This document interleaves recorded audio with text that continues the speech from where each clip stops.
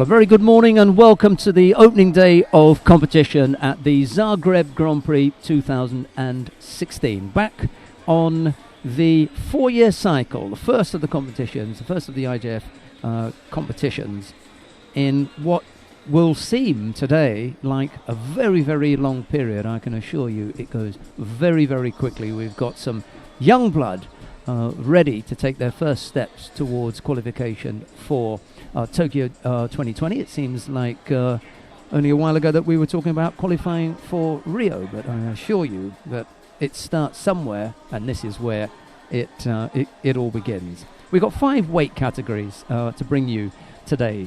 3 women, 2 men. It's the under 48, 52 and 57 kilo categories for women, and the under 60 and under 60 kilo categories for men. Let's start by taking a look at some of the names that will cause a stir on this opening day, and we'll start with the under 48 kilo category. The number 1 seed is Milica Nikolic of Serbia. The number 2 seed is Noah Minska of Israel. The number 3 seed is Sabina Gilyattsova of Russia, and the number 4 seed is Priscilla Morand of Mauritius.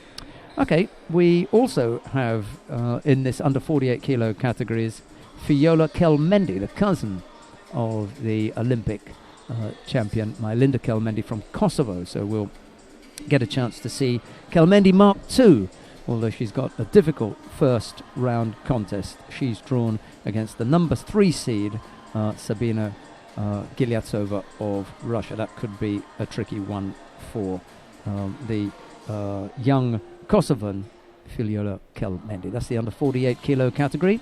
In the under 52 kilo category, there is no Mylinda Kelmendi, but there is a Kosovan number 1, the number 1 seed, Distria Krasniki. She's the favourite in this weight category. The number 2 seed, Angelica Delgado of the United States of America. Number 3 seed, Karolina Pienkowska of Poland.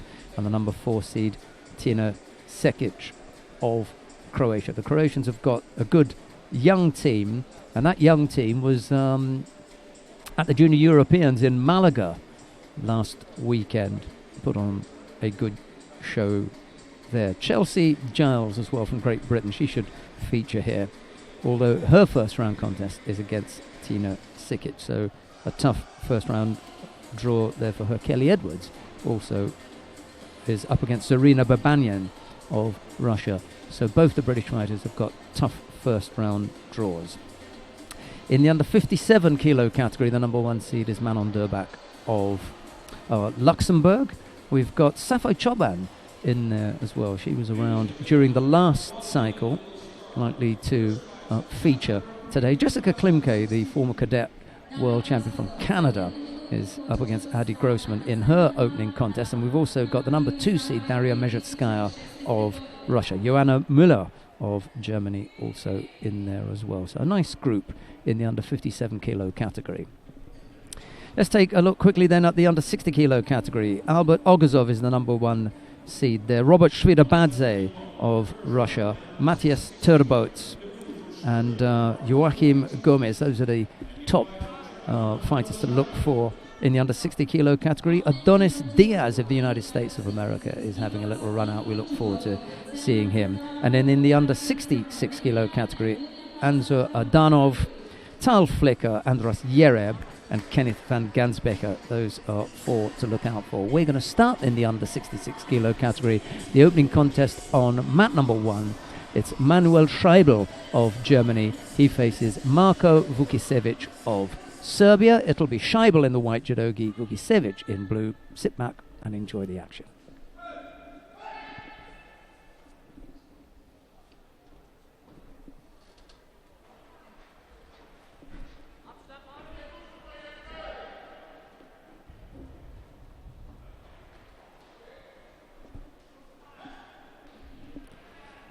So the opening contest, round 1 of the under 66 kilo category. For some of these fighters, a first run out at Grand Prix level. The nervous times for some of these fighters.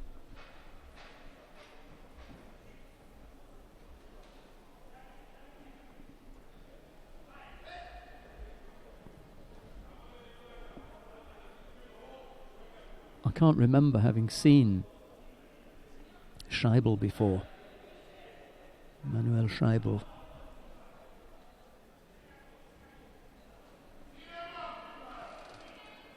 Frank Muller is in the chair for the Germans. At least he's got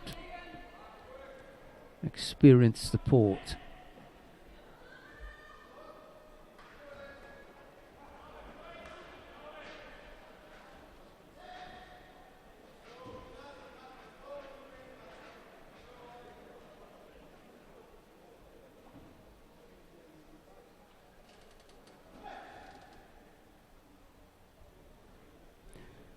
First minute out of the way, no score as yet. Both fighters just getting settled in here.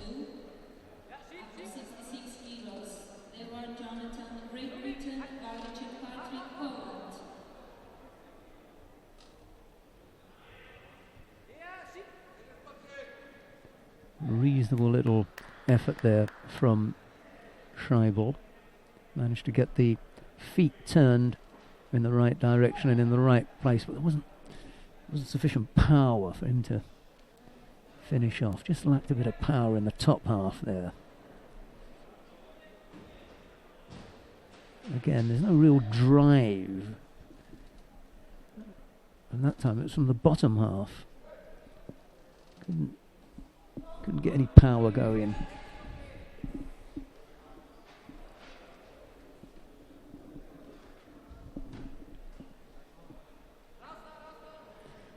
A little bit bent over here and defensive.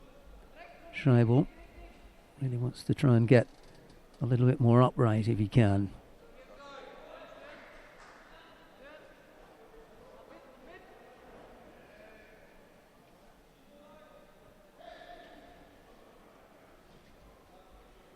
Vukicevic is the fighter who's picked up the single Shido. Whether Scheibel can keep him off is another matter, and there's well over half the contest still to come. Could do with a score here, the German. And he's actually getting further away with his attacks.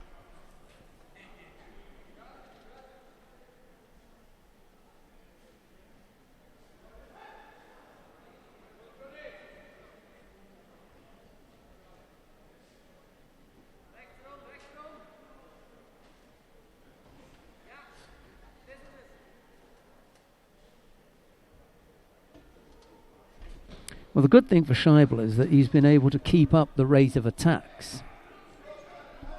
But Vukicevic is just beginning to show signs of having better gripping skills, being able to get in a stronger position from which to attack. And he's beginning to look threatening here. Single Shido picked up by Vukicevic, that's all. A little over a minute and a half left to go.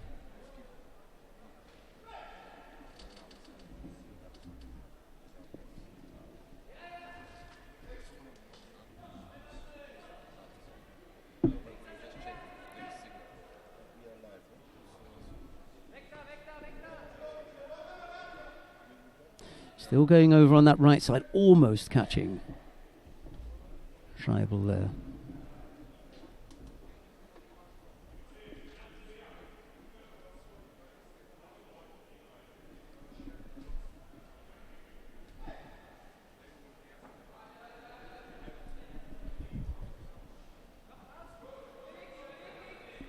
Minute 20 odd. Scheibel has really hung in there. Now he doesn't want to do anything silly here. A false attack looks most likely.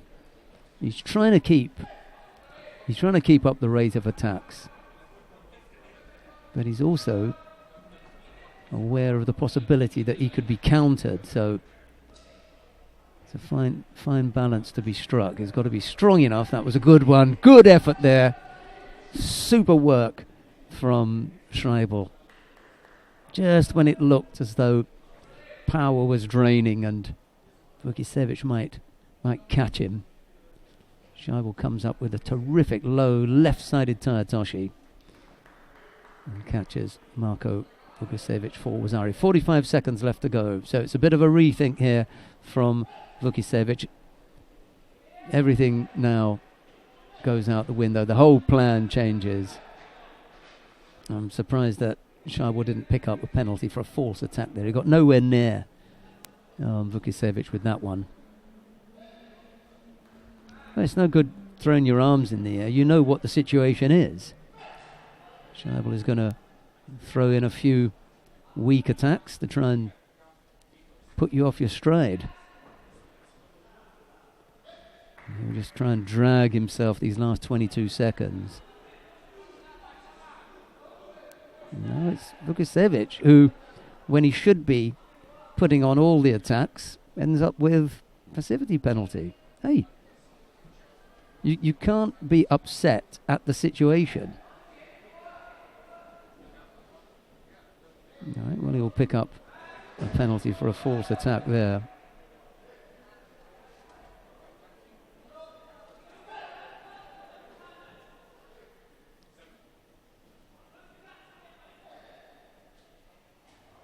Last few seconds. Another penalty for a false attack. And he'll burn another one there.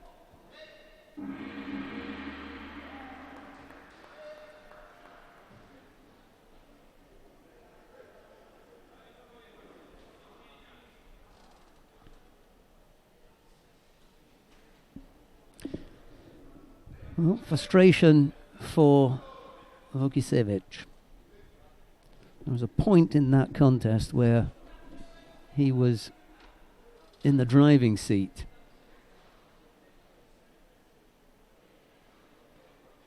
He'd only picked up the single Shido, and he ends up accepting his fate.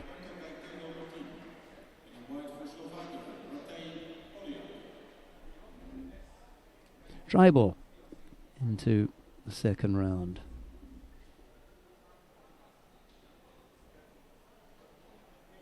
Matej Poliak of Slovakia now faces Albert Gaitero of Spain. It's Poliak in the white judogi, Gaitero in blue. And I wonder if this is the Gaitero who took a bronze medal at the Junior Europeans last week. I'm not going to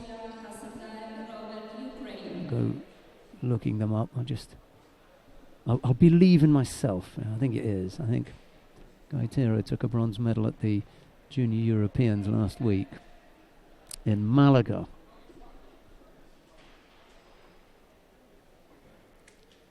Oh, here he is, having had very little rest.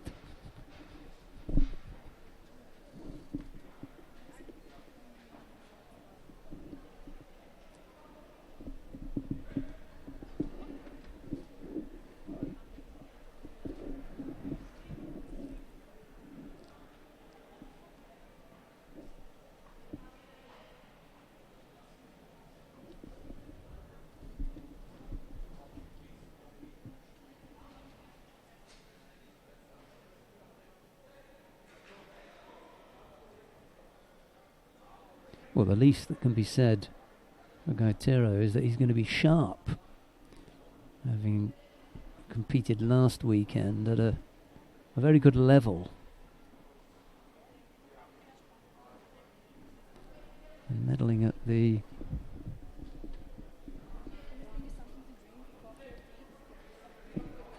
the Junior Europeans is no small job.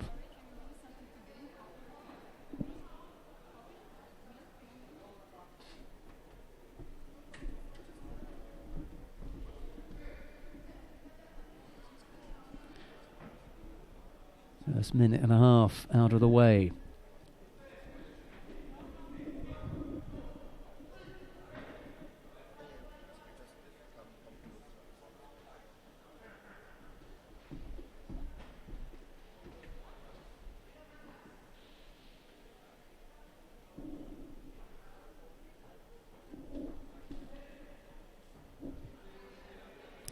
Single Shido against Poliak at the moment. Nice movement from Gaitero, as he just threatens on the left side.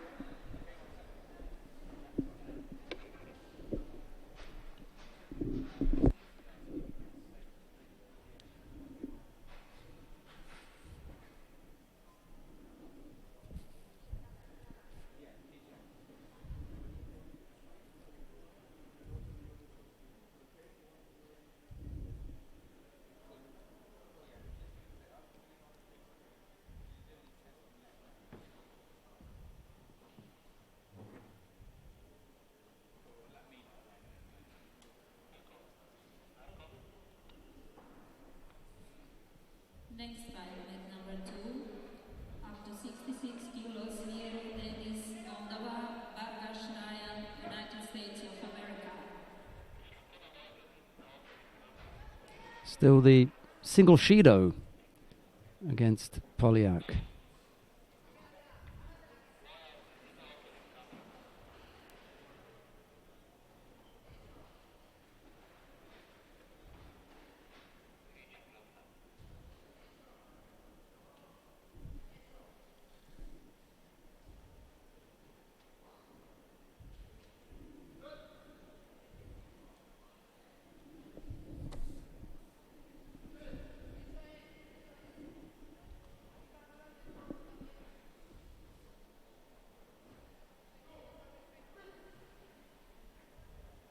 Now Polyak picks up a second penalty, this time for passivity.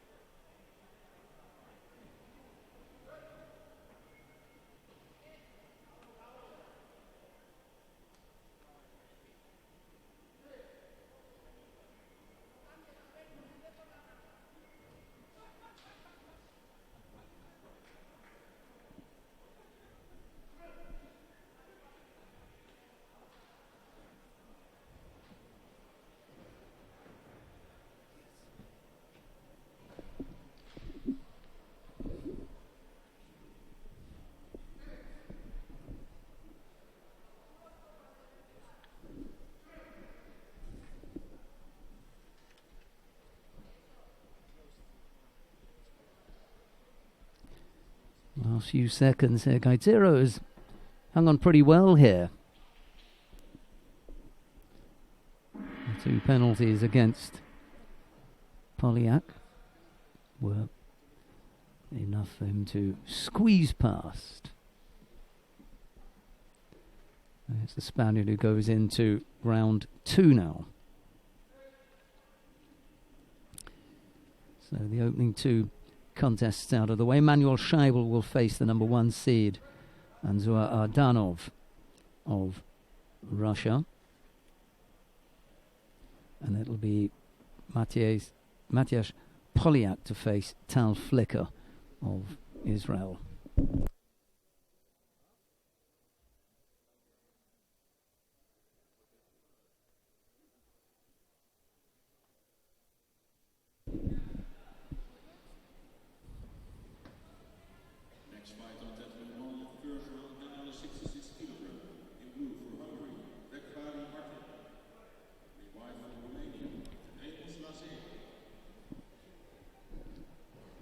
Right, coming up next, Rimos Lazia of Romania faces Vegvari Martin of Hungary. It's Lazia in the white judogi, Vegvari in blue.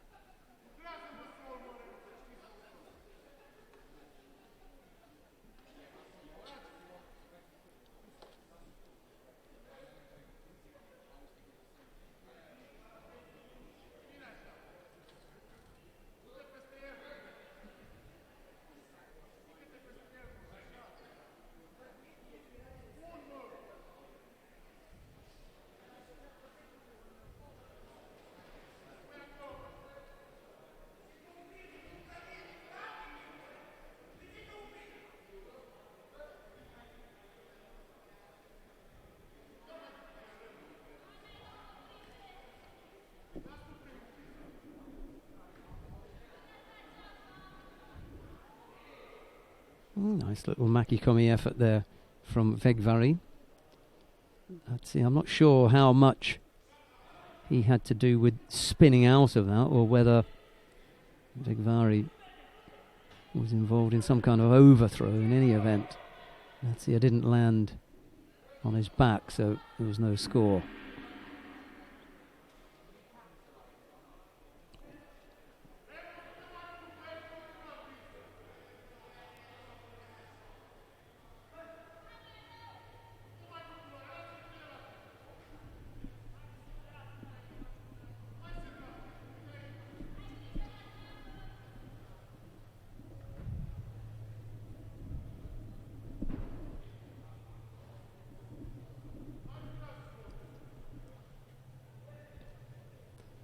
Will stay here on map number 1 for a while. A few contests coming up.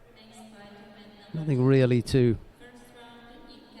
move us on to map 2, although Noah Minska of Israel and Alexandra Pop of Romania are about to take to map number 1 in the opening round. Sorry, map number 2 in the opening round of the under 48 kilo category.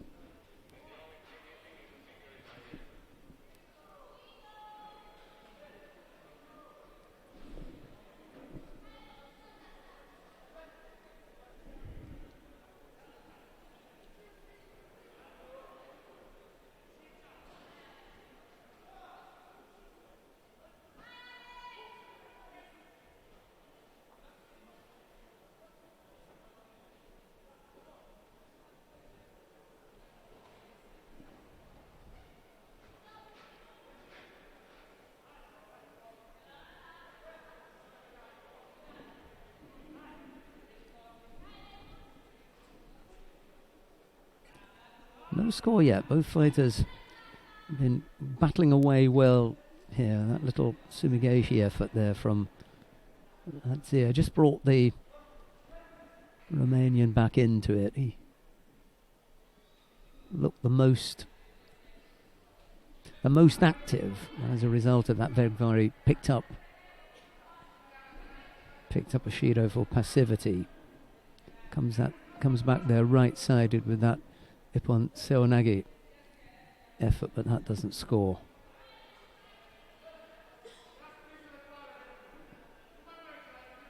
A little over a minute left to go. Vigvari at a disadvantage here, having picked up that single Shido.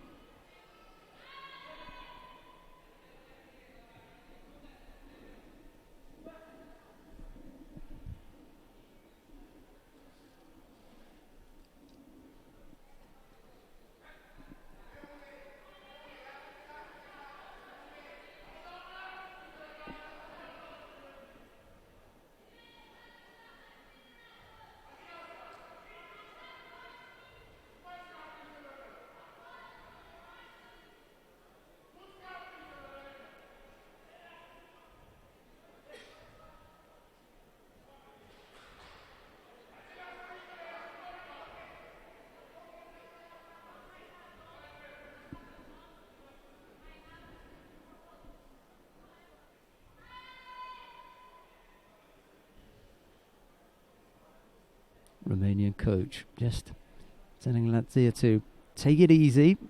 Half a minute left to go. He's got the advantage with him, being penalty free. Latvia just bent over for a while there, and now a second penalty picked up by Vigvari. It's time for an overly defensive posture. An overly defensive posture in the last 30 seconds, and you're trailing, or at least at a disadvantage. That's not the best one, and almost countered there. Again, a Makikomi effort from Vigvari Martin, but blocked by Lazio, who picked up a penalty. They both have a look at the clock and realise this one is done and dusted.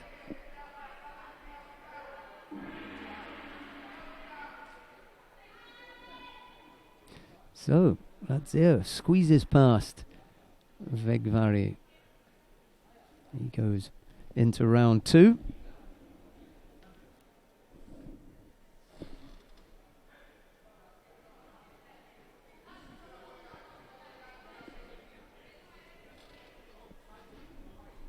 Two penalties picked up by the Hungarian, one by the Romanian. So it's Lazio who goes into round two.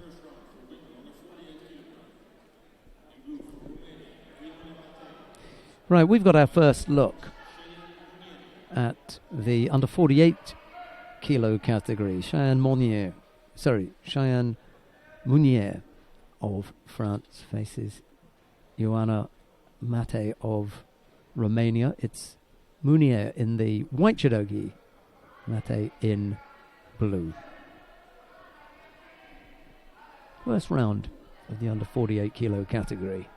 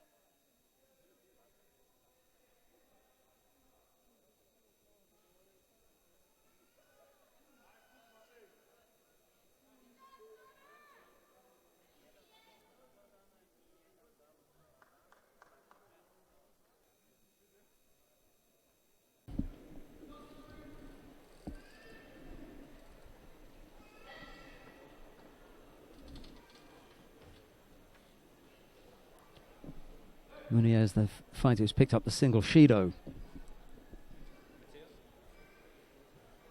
A minute 40 odd left to go. Time enough for something to develop here.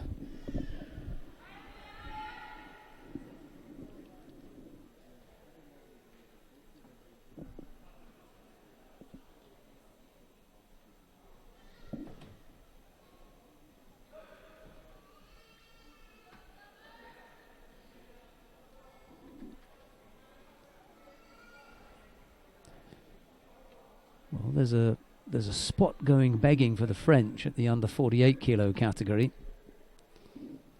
The likelihood of Laetitia Payet being able to do another 4-year cycle is pretty slim. Amandine Bouchard has long since vacated the under 48 kilo category, gone up to 52, so it's there for the taking.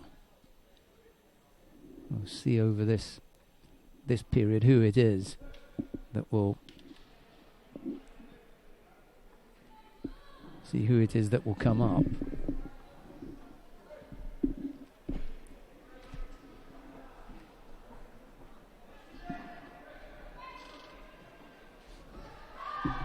Minute left to go.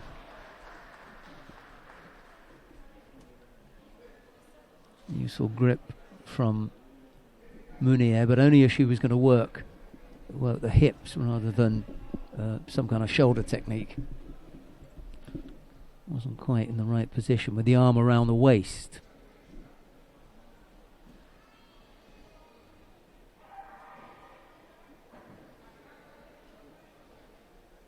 Busy little fighter. Nice movement, good gripping. Interesting to see who comes up with the throwing skills, however. That's the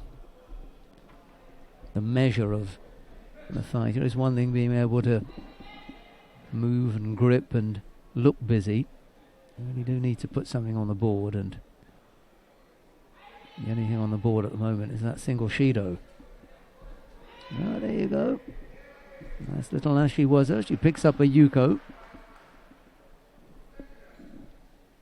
The referee just took his time to decide whether or not he was going to give that out. There's just a foot left in there now. Well trapped by Mate. It eventually comes out, and then there's the Osaikomi, and it's all over anyway. You can tap out here.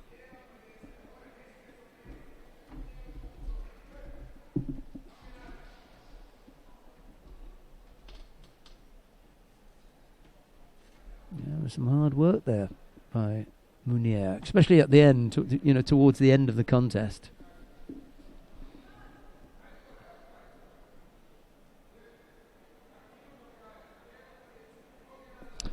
Yeah, good little tussle, that one. Munier it is who goes into what is effectively the quarter-final. One round, quarter-final, semi-final, and the final. She'll face Milica Nikolic of Serbia, the number 1 seed.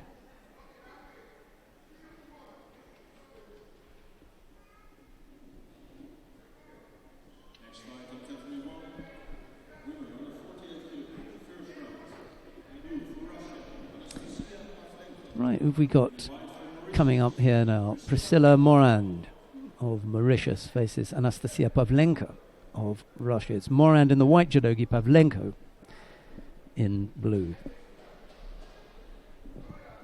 Stick here. Summer Truong of the United States of America is down on mat number 2 against Sara Matijevich of Croatia. The Croatian leads that contest by Yuko with half a minute left to go.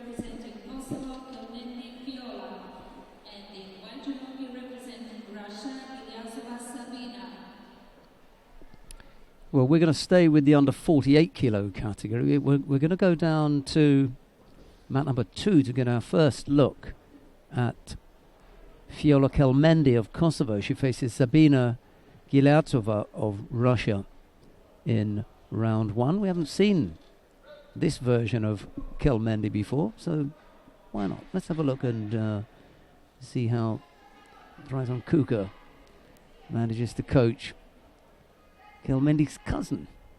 Well, Melinda Kelmendi's cousin anyway. I suppose when you carry a name like that, you're going to attract some attention.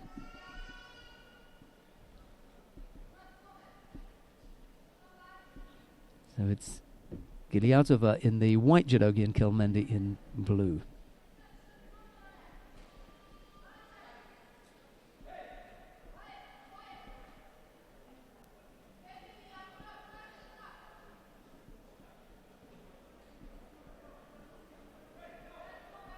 There can't be that many fairy tales in Kosovo, and Melinda Kelmendi's already used up one of them. I suppose Zhakova and Krasniki are looking to use up another, but you don't get that many chances.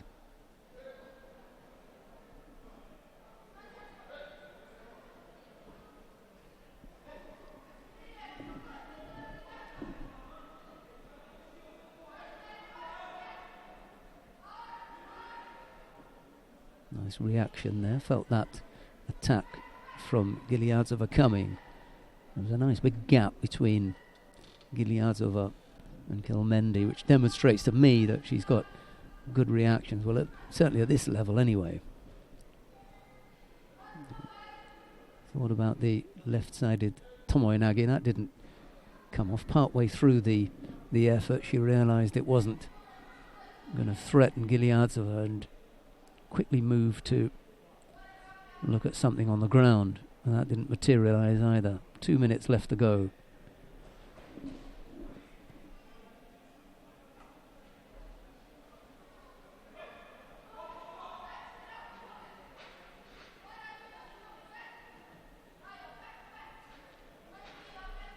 Oh, yeah, that'll do. Wazari, good score. Okay. So, we got some material to work with here then.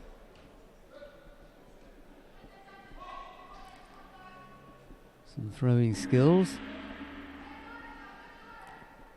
Big Osodagari demonstrated there by Kelmendi. She leads by Wazari.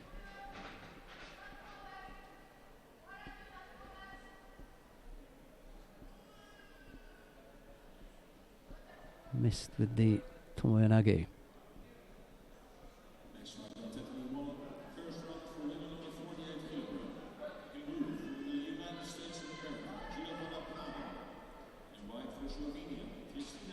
Yeah, she's definitely got something about her. It's a nice execution.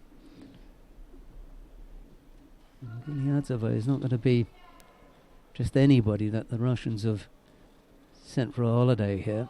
A good reason they pick them, their fighters, and they'll have seen something.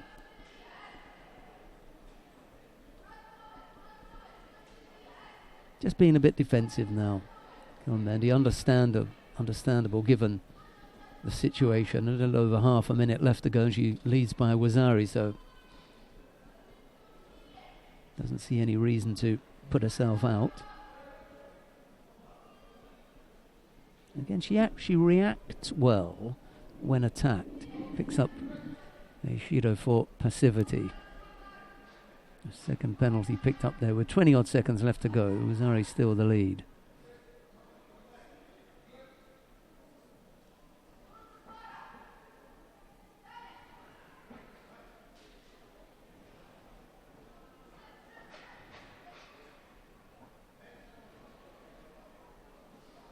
Makikomi finishes it off nicely with Ari Awazeti Pon. That's a good position there. Just opened up a little bit there. Gileatova thinking, well, I've got to go for it. Just the shape the threatening shape that she had as she felt that she wanted to attack. Kelmendi realized that, came up with her makikomi, trapped the sleeve there really nicely, nice strong grip there with the left hand, pulled it across the body, and she could execute the remainder of that technique because she got herself into a good start position. 2 scores from Kelmendi puts her into round 2.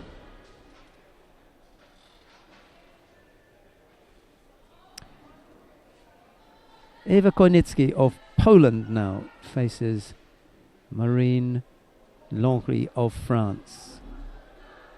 Koinizhny in the white judogi and Longry in blue.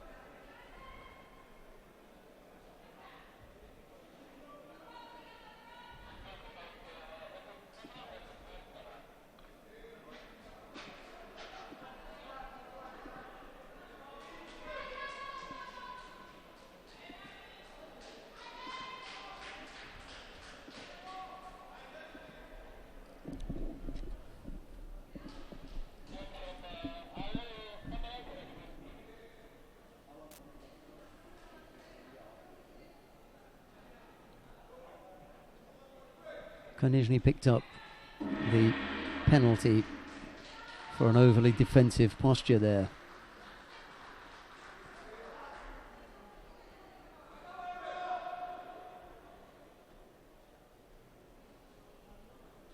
Just felt the pressure of the French fighter. A little over 2 minutes left to go.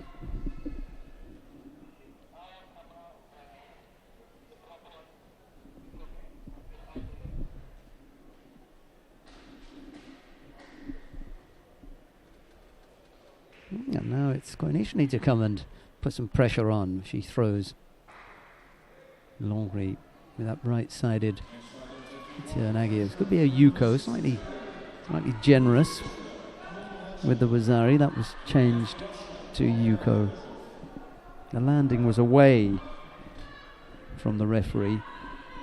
He couldn't quite see the landing. Gave Wazari first up. But it's a Yuko the lead for the Polish fighter Eva Koinizhny.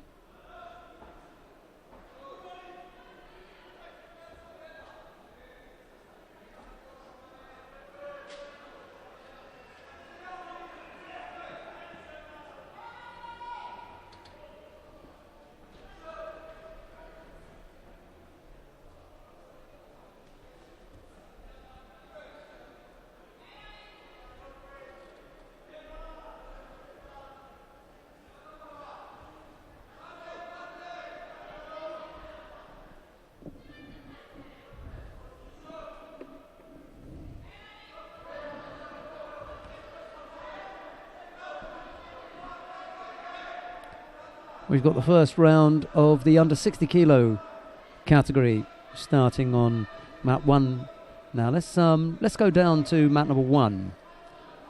I'm going to leave Konishny and Lonry, with Konishny leading by Yuko with a little over half a minute left to go. We're going to take a look at the contest between Albert Oguzov of Russia. He faces Alon Rahima of Israel. It's Oguzov in the white judogi, Rahima in blue. Okay, sorry about that, but minor break.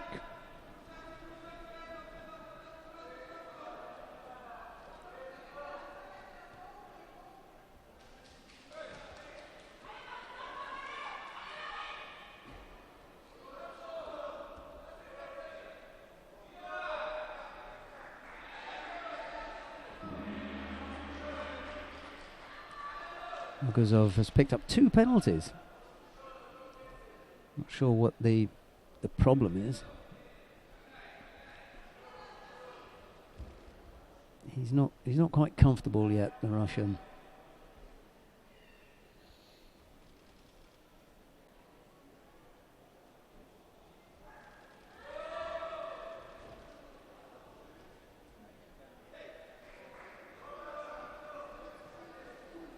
Next fight, event number 2. First round in category up to 60 kilos. In judogi representing Israel, Ben David Daniel, and in white judogi representing Slovenia, Trboc Matjaž.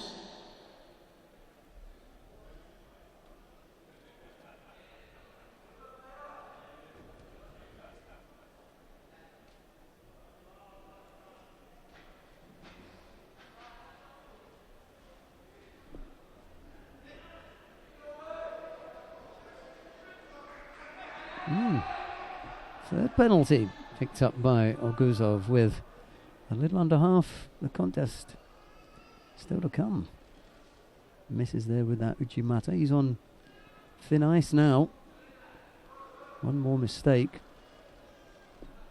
and that'll be his day done. They've got to be careful here.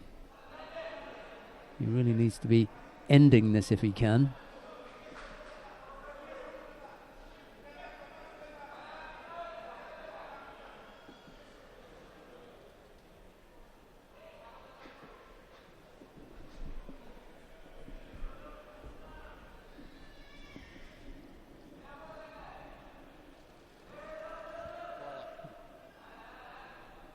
Makikomi effort from Rahima, but he didn't get the turn at the end.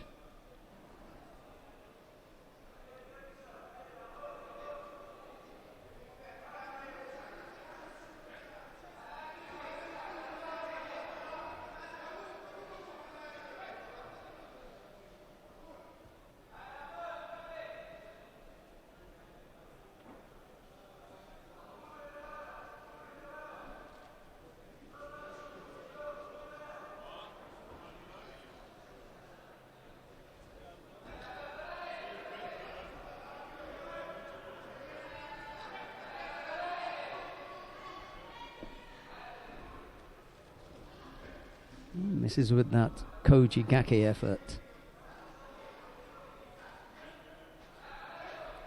Tomoyanagi effort had also missed out. Rahima may pick up a penalty for passivity, but in all honesty, it's not going to do a great deal with a minute left to go.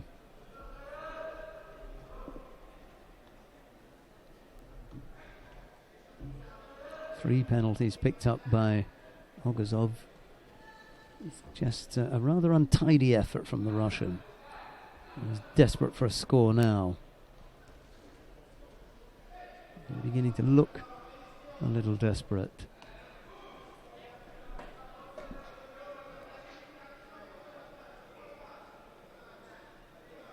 Well, there's the passivity penalty I was talking about, but as you can see, with 40 odd seconds left to go, there's the single penalty against Rahima, 3 against Oguzov. The odds are heavily in the Israelis' favour here. Single score will do it for Oguzov, though. He needs to get his head up.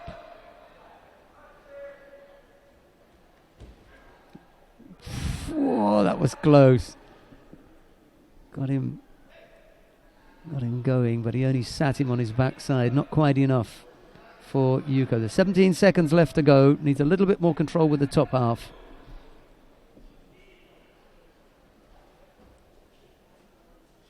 This is it. One more roll of the dice here. Got to go now. No. Lost control with the hands. And 4 seconds, unfortunately. I've only ever seen happen once.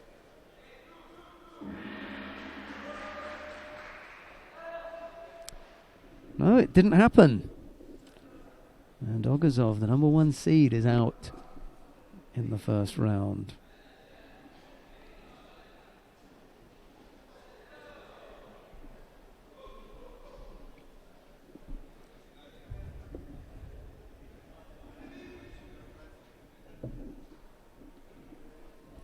Well, there's a second Russian in the under 60 kilo category. You may end up going to have a look at him because Ogazov's day is done, I'm afraid, over.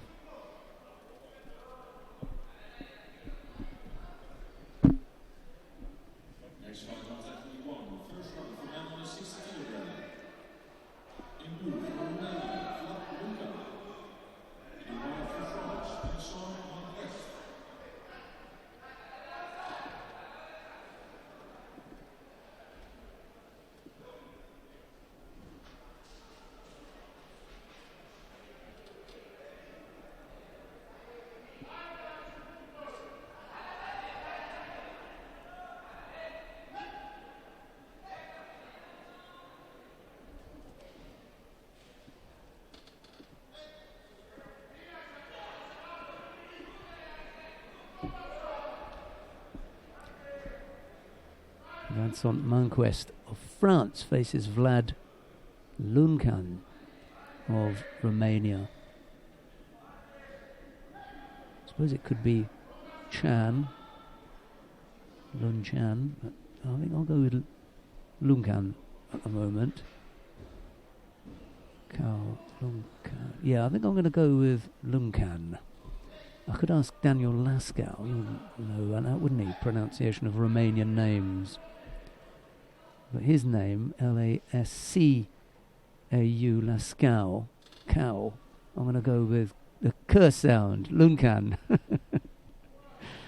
That's how I'm going to work that one out. Manquest in the white judogi, Luncan in blue. Next fight event number 2, first round in category up to 60 kilos. In blue judogi representing Austria, Okashvili Finland, and in white judogi representing Germany, Graf Philipp.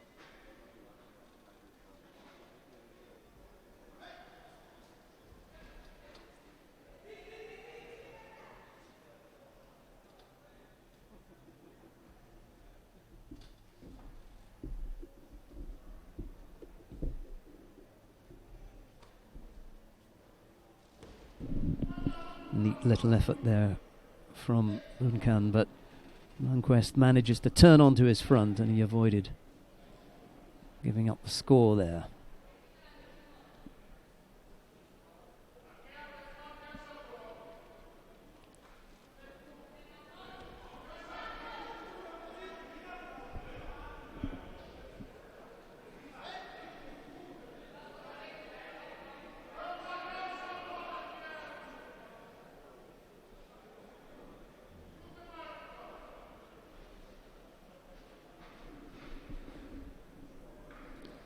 But now Manquest is on the board with Wazari.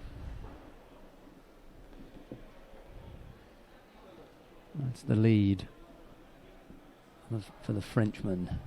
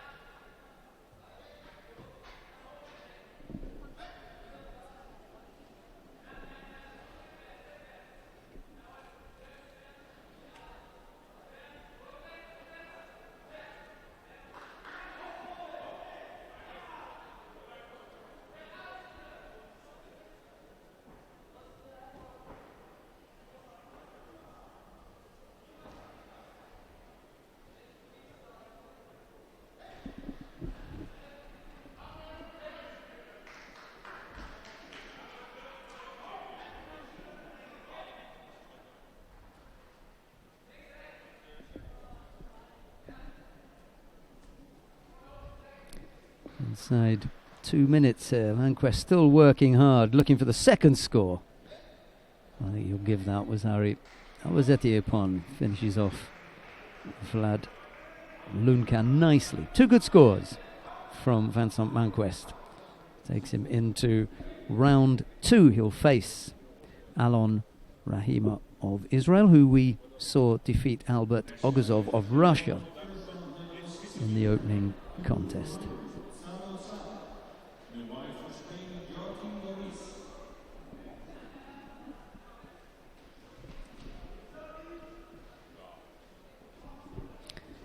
Next up, Joaquin Gomez of Spain faces Szabo of Hungary. It's Gomez in the white judogi and Szabo in blue.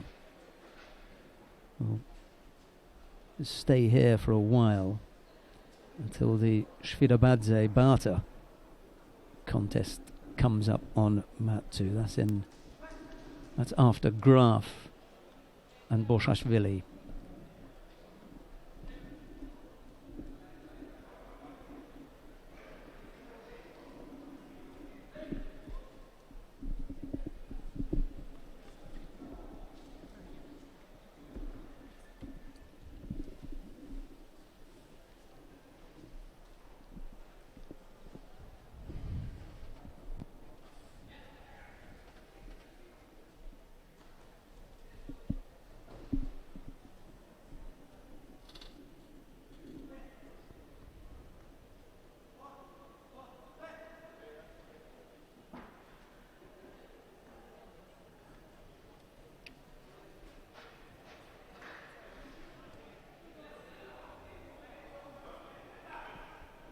Both fighters have picked up a penalty apiece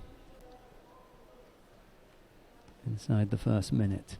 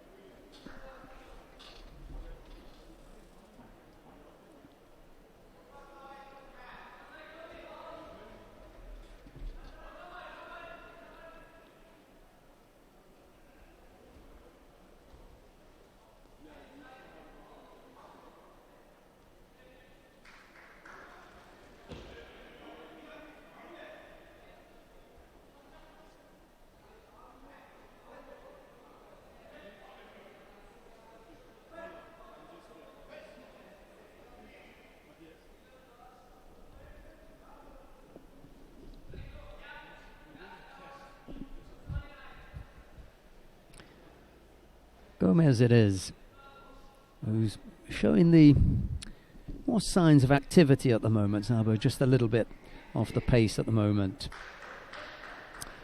3 minutes. 3 minutes gone. Down on mat number 2, you've got Philip Graf and Boshashvili of Austria. There's no score in that contest. Boshashvili has picked up a single Shido, and Szabo now adds to his woes by picking up a second penalty. A little bit of Ashiwaza swap between the two of them. Still waiting for the first score here.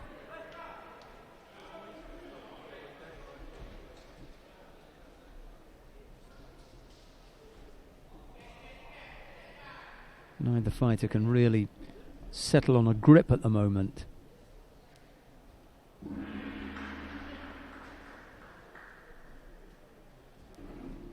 Gomez looking to go left-sided. Almost catches Szabo. He was uncertain about which way to attack the Hungarian and almost got caught up there.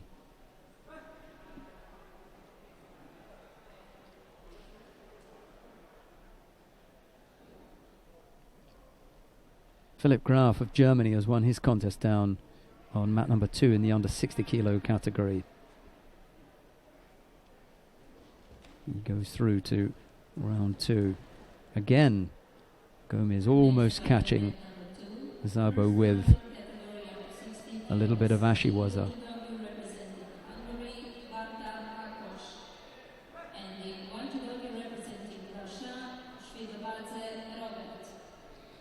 Right, 2 penalties against Sabo at the moment, 1 against Gomez. Let's go down to mat number 2.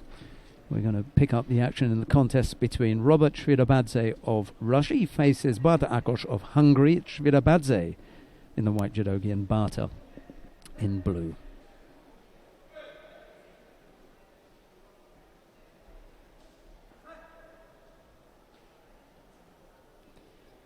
Shvidabadze will be looking to follow in the footsteps of the 2 Russians who picked up gold medals, back-to-back gold medals in the under 60 kilo category. Beslan Mudranov in Rio winning the under 60 kilo category there, and Arsene Galstian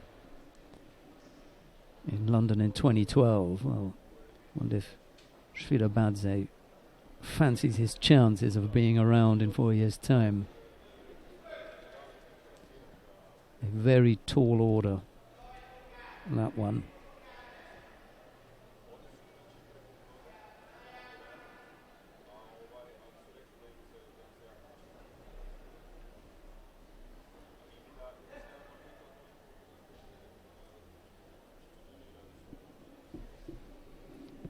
I suppose the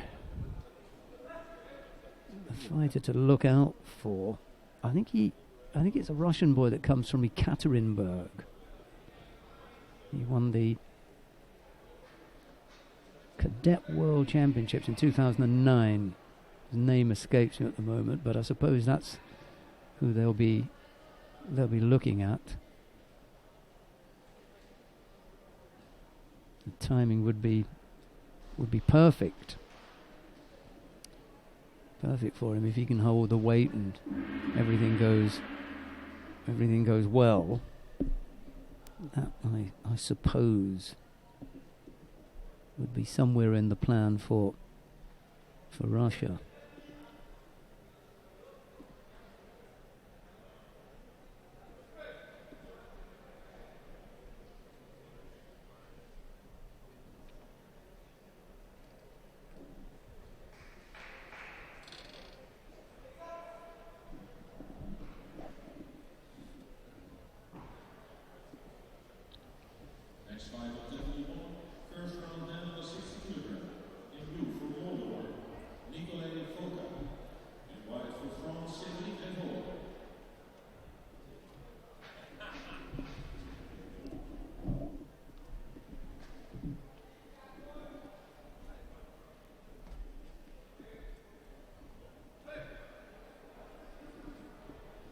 Yeah, the fighter I'm thinking about is Sakhavat Gadjiev. He's 22 now, so the timing would be perfect for him. And as far as his results are concerned, well, the last time out in June of this year, Gadjiev won the European Cup in Celje in the under 60 kilo category. He defeated Szabo, who we've just seen, Bas Koffeiberg, Johan Postigos, David Pulkabek and Matthias van Houten. So we're not talking about, the top of the tree there, but he had a good little run out there in Celje. Came out the winner. Bata has picked up a single Shido. Then he was, before that, let's take a look at his record here. Almaty. He lost to Aybek Imashev of Kazakhstan there.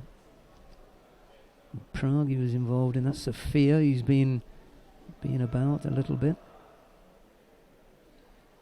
Have a quick look at his results here. He was second in the Russian Championships earlier this month. Didn't see that. Who did he?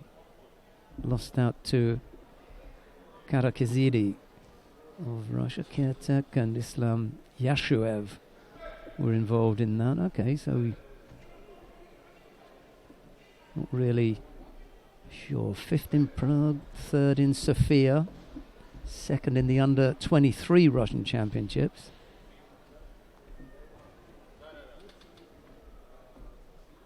Yeah, he's getting there. Sakavat Gadzhiev we're talking about here.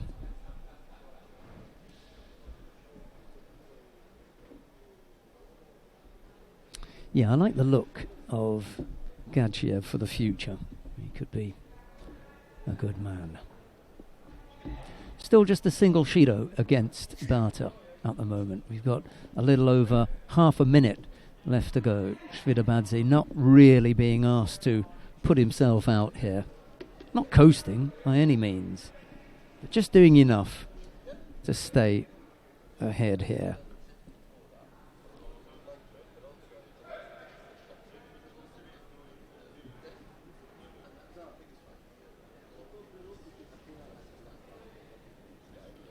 Oguzov has already gone out, his teammate, and that leaves things open for him. And having spoken about Gadzhiev,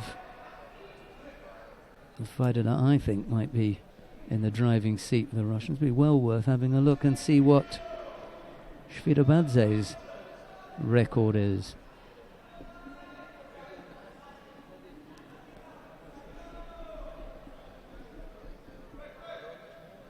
He's 27, so may not be quite the right side age-wise. Had a little stab there at the Satemi Waza, but at the end only, and they did give a Yuko. I thought it was worth having a look. They gave a Yuko in the end. Yeah, Svidabadze, that's going to be who Gadzhiev is going to have to deal with.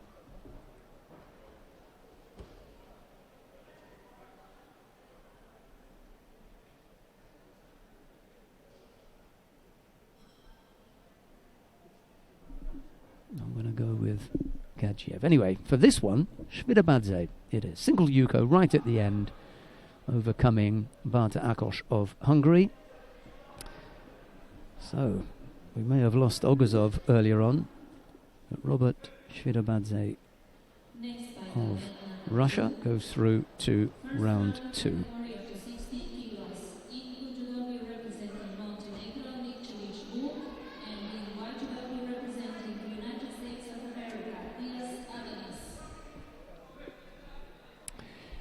Right, we're going to take a look at Adonis Diaz now. He's up against Vuk Niksevich.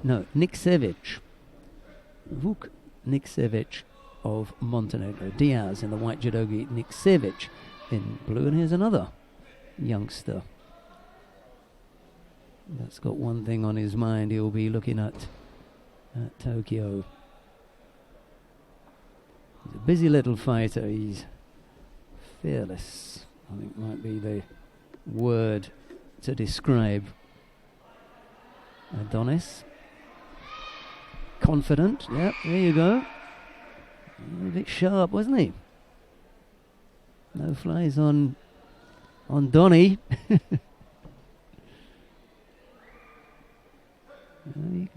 He can celebrate.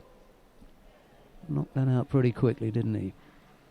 It was the threat of the Osai Waza that made Niksevich give up the arm. He gave up the arm in an attempt to try and get himself out of the possible Osai Komi. And in doing that, Adonis Diaz was able to take hold of the arm and apply the Juji Gatami. Neatly done as well.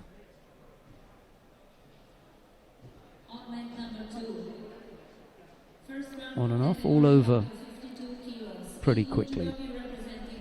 Right, we've got the under 52 kilo category coming up now.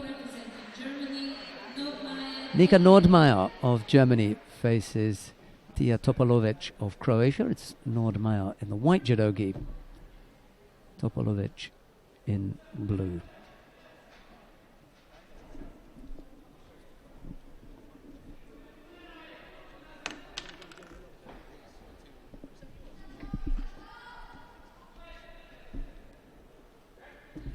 It'll be Svidabadze to face Diaz in the last of the quarterfinals. That's coming up. Well, we've got a whole cycle to go yet. It'll be a while yet. And we haven't seen the under 57 kilo category. 2 fights time.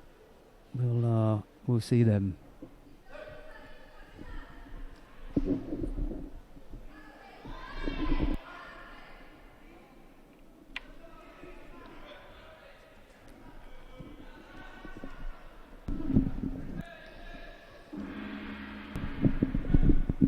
Well, I'm delighted to be joined this morning, fresh from his exploits in Rio over a month. Not only at the Olympic Games, but also at the Paralympics. Delighted to be joined by Neil Adams. Good afternoon, Neil. Yeah, good afternoon, Sheldon. What a trip that was. Where am I? It's got that feel about it, has it? It does have that feel, yes. Yeah. It's where am I, and when am I? But no, I'm glad to be here, and I'm sure it's already been said, but a lot of new, fresh faces here, and it's what we had, isn't it, at the beginning of every cycle, every Olympic cycle, and you get the young ones coming through, and it's great to see them out there and then start their path right the way up to Tokyo, which is going to be it'll be an interesting progression over the next 4 years. We just saw in the previous contest in the under 60 kilo category, the American Adonis Diaz arm locking his opponent neatly, and you know they're looking for someone at 60 kilos. He's sharp, he's a good young boy, and as long as he stays fit and healthy, he's got 4 years to make that kind of progression. Quite a number of times you see fighters and you think, irrespective of the amount of time that they're given, then they're just not going to make it. But Diaz is a little bit of a different kettle of fish. He's got some nice judo, he's got some good stuff about him, he's got a tough quarter-final against the Russian Robert Shvidabadze. But I like the look of Diaz, and I think, as I say, if he stays fit, I think you've only got to have a look at what happened with a very young Italian that just qualified for the Olympic Games, and he was the last one to qualify for the last Olympic Games, and he went and had the tournament of his life. Oddly enough, and became Olympic champion. Now that you say that, the kind of confidence that Basile showed in the lead up to the games, self-confidence, the kind of self-confidence, Diaz has got that. He's got a self-belief. I've seen him at some training camps where he hunts out the very toughest and the best fighters. And, if he goes, he goes. But he's up on his feet and he's, banging at the door again. And he really believes that he's got what it takes to make it at the very highest level. And that's the thing that Basile had in abundance of self-belief, incredible self-belief. Yeah, we were talking about it last night, and it is that self-belief that makes the difference. And you can certainly see it in certain athletes. They come out, and don't mistake it for arrogance. It's an extreme confidence. When you blow out, you can be accused of being arrogant. When you say, I'm going to the Olympic Games and I'm going to win it, and everybody has a giggle, and then you come away with the gold medal. Well, that's exactly what he did. That's exactly what you did. You've just got to shut up, haven't you? I mean, the boy did it. Yeah, he did, and he did it in style. Yeah. And if you're going to win the Olympic title by banging over the world champion and world number one in the final, end of questions. It's not a question of how you got there. In the final, you beat the world number one. Well, the funny thing is, when I was commentating on it, and I said he's the only one to have thrown a back somersault in the final of the Olympic Games. And it was by true. Choice. Yeah, by choice, yeah. Yeah. There are a few went over, but not by choice. Exactly. Yeah. It was special. Very special. And I think he probably stole the show because, as Neil was saying, it wasn't that he came from nowhere. It's that he was the last to qualify. He snuck in there right at the end. The Italians also had the option of sending Elio Verde. They went for him in the end. Right at the end, they said, "Okay, let's go." I think the realism of the situation is that probably he was set for Tokyo. Yeah. and that he was going to do the next build-up, and it would have gone all perfectly well. And but he came ahead of time, and he took his moment. And I think that's the main thing. And I think here now we're going to have a look at some youngsters today coming through. One or two of the others as well that have decided to do the next 4 years, and all of the qualification events building up to that next 4 years. But I think the young ones, they have a kind of a hunger. They're a different kind of a hunger. So really looking forward to seeing some of the talent, some of the raw talent coming through. Topolovic leads here by Wazari with just a few seconds left to go. If I'm not mistaken, she was in Malaga last week at the Junior Europeans. Yeah, well, that's another thing, isn't it? I mean, obviously the young ones being put out just to see how they do at an A tournament, at a Grand Prix, and then it'll be the Grand Slams, and it's kind of a progression, isn't it? And then in the end you've got to get a little bit clever about your qualification events and and then hopefully the coaches will have that all in order, of course. But good win for the Croatian. 18 years old, took a bronze medal last week in Spain. She may have taken two, one in the team event and one in the individual. So, she's on good form, and 18 years old. Neil made the point about this being the first step in what now will seem like a long, long way away, but it goes so very quickly. It really does.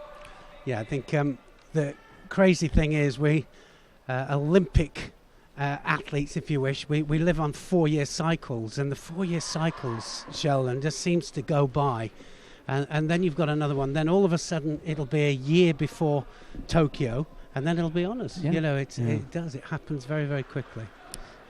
Kelly Edwards of Great Britain faces Zarina Babinyan of Russia now. Edwards in the white judogi, Babinyan in blue. This is round 1 of the under 52 kilo category. A nice little low right-sided Marote Serenage effort there from Edwards. It doesn't quite catch Babinyan, but it puts her in a position to try and work something on the ground. Nothing happening there. The referee calls mate and stands them up with that first half a minute gone. I think the important thing is the transition here, and I think that just talking to a couple of the coaches, the British coaches this morning, and just saying that they're working really hard on the transition from standing down to ground. And I was just looking and hoping that the new batch of referees that we have that are going to be so prominent in the whole build-up up to Tokyo, I hope that they let them build the newaza and allow them to continue on the ground, because it's all part of the development, and I think it's very, very important that our coaches are teaching that. Dennis Stewart is perplexed, sitting in the chair, wondering what the Yuko was for, and I was wondering myself. I've no idea. I didn't see it. I must have missed it. I blinked and missed it. He appears less perplexed now that they've put it on Kelly Edwards' side, but I'm still wondering, what was it for? Well, but this is exactly what I'm talking about, now, because a Yuko is when they land on their side, the upper part of the body has to land on the side, a Wazari anything rolling on the back, and an Ippon is with impetus or force on the back, and let's hope that they get that right, because we've got to get a strict definition on those scores. Well, Yuko's on the board for Edwards, and there's no complaints from Big D. He just kept quiet with that one. And I suppose sometimes you've got to take them, but I'd like to see consistency right from the off. I really would. Good point about the Newaza, actually, because we saw a couple of instances last week at the Junior Europeans in Malaga where the mate was just called that a little bit too early, and yeah, but it makes such a difference, because when it comes to the coaching, I'm trying to be nice. Yeah. Well, the thing is, though, and I guess that I'm kind of past that, because I want it to be, they've got to be very clear on their definitions. It's got to be progressive. If it is progressive, let it carry on. If it starts in, it goes out, and it's progressive, let it carry on.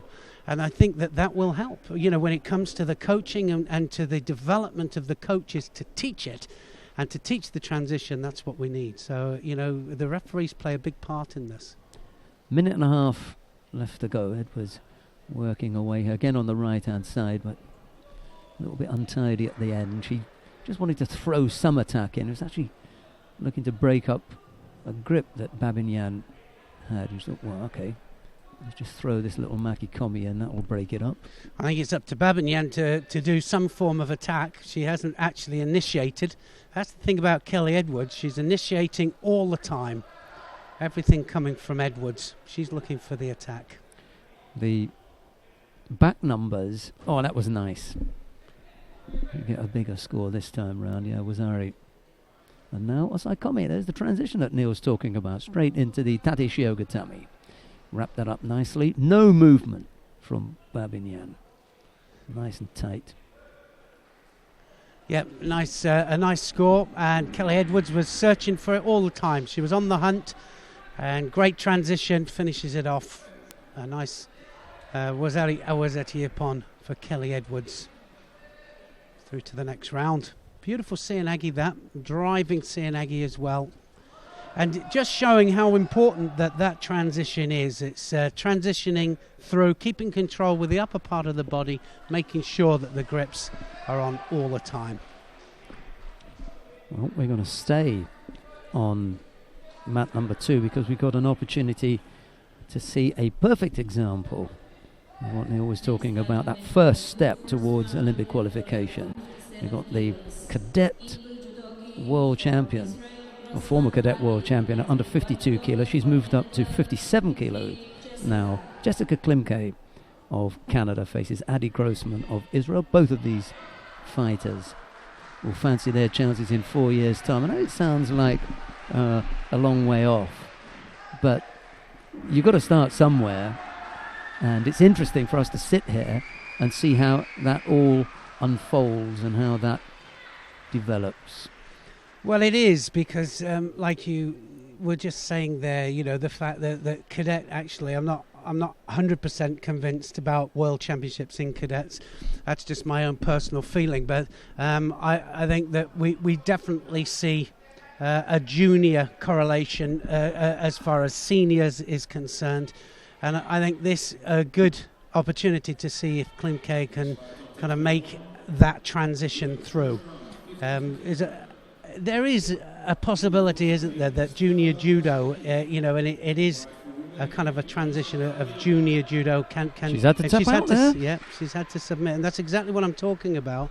Cadet, very, very strong cadet, but has to make that transition to junior first, I would have said, and then from juniors up to seniors. But we'll see a lot more of Klimke, but I think the coaches might want to have a little look at that. Well, she's really upset there because what she's saying is she had to across the face submit because it was across the face. If you look at the position of the referee, he's on the other side as she's having to tap out. We've got almost full view of it, but there are times when it's a little bit across the jawbone or across the chin. Yeah. Well, the thing is that if you remember back in the 80s, if you went across the chin or across the face, it was an immediate penalty. But the problem with that, of course, is that then people won't be going for it. So we do want them to go for it. But I think that if it's purposely across the face and you're aware of it, then there must be a possibility of a penalty, because we do see that a lot, don't we? It does happen a lot. Yeah, she feels hard done by. Not sure why the Croatian coach is being removed from the chair. Well, we saw that a lot at the Olympic Games as well, just saying a little bit too much while they're actually fighting. What about you? Do you agree with that, or would you rather the coaches be able to coach right the way through the match? Do you think it make a difference? No, I'm good with the no coaching rule. I was perfectly happy when they said no coach at all. You just send the fighter out there. Well, there is something to be said about that, and I used to do it with quite a few of my athletes. Sometimes didn't used to go out for them. I used to send them out alone, because they've got to be aware that you're not there all the time. You can't be there all the time, of course, and they can't be totally reliant on you. But I don't think there's too much of a problem if you're shouting certain advice, when they're fighting. But again, that's a matter of opinion. But I think that sometimes when they're asked to leave, if they're aggressive, terribly aggressive, there is a point to that. There is a line beyond which the coach should not go. I think, incessant, non-stop coaching. You've done your job or you haven't. Yep. You don't need to handhold them throughout the whole, 4 minutes for women. No, you want them to think for themselves, don't you, when they're out there, and that is a major point. As long as they don't get out of hand. Yeah, I think there's a place for coaching. In particular, during the break, you get that little bit of time when you just focus. Well, in some ways, it makes the coach focus on what they want to say as well. Yeah. So they're not just shouting nonsense. Well, I wasn't going to say that. But I was going to mention about the white and the blue judogi, the back numbers, in particular the advertising. The white one has our bank sponsor, OTP, and the blue back number, that was a nice effort there, Ujimata from Jana Müller. Didn't quite come off. I'm not sure what it has on the back there, but it looks almost like help. I thought it said help. I wasn't going to say anything. But whatever the sponsor, we're extremely grateful for their support. Muller's got to attack right away when that arm goes over. Well, I think if she'd have been a bit more positive with that Uchimata, she might have finished it off there. Muller didn't really believe it was going to happen, but she's going to get the Yoshiro cuss up. And Daric manages to turn out, left her arm in a nasty position. That's horrible. Anyway, she didn't pay for it. A bit of a stretch. And she's back up on her feet now. It's not her feet that she's worried about, it's that shoulder, isn't it? Well, we know they've got a little bit more flexibility, suppleness that the guys haven't got. Thank goodness. Sometimes what they have to do to avoid certain techniques. There's the big arm coming over there again. Nice finish. That's going to be a Wazari. Yeah. Look how nicely she had the arm wrapped up, and as you say, that transition was all the more easy because it was wrapped up so tightly. Good finish from Joanna Muller. I shared a drink with her at the Olympic Games. We went out. She was there, with friends and following the games, and we went out into that big area where they had the mega store. So we went out there, and it was Jana Müller and Barbara Bandel, who were both there at the games cheering their teammates on.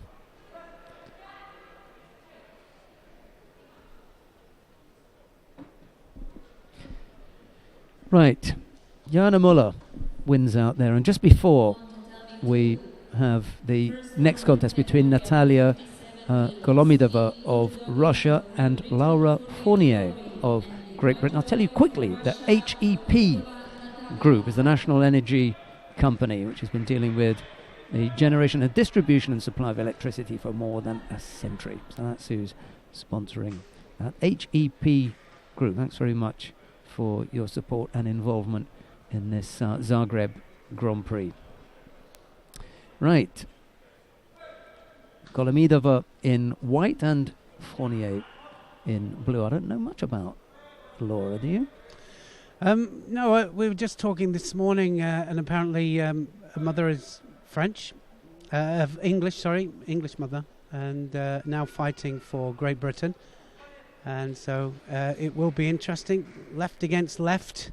I was about to say, her dad's not Fournier, is it? Well, her name's Fournier, so I'm assuming. But do you remember there was a Fournier, Indeed, a fighter? Yes. I think he was in the weight above you. Yes. I think he was in the weight above you. Yeah. So I never met him. Well, luckily. I think so. Yeah, I think at the time it was 86 kilos. It went from 78 to 86. to It was 86. definitely, yeah. Let's have a look and see if my memory is good on that one. Shido goes up to Fournier and just trying the Yoko Tomonagi all the time, so needs to do something a little bit different all the time now. She's got to break balance if she's going to do that. The Russian has it well sussed out.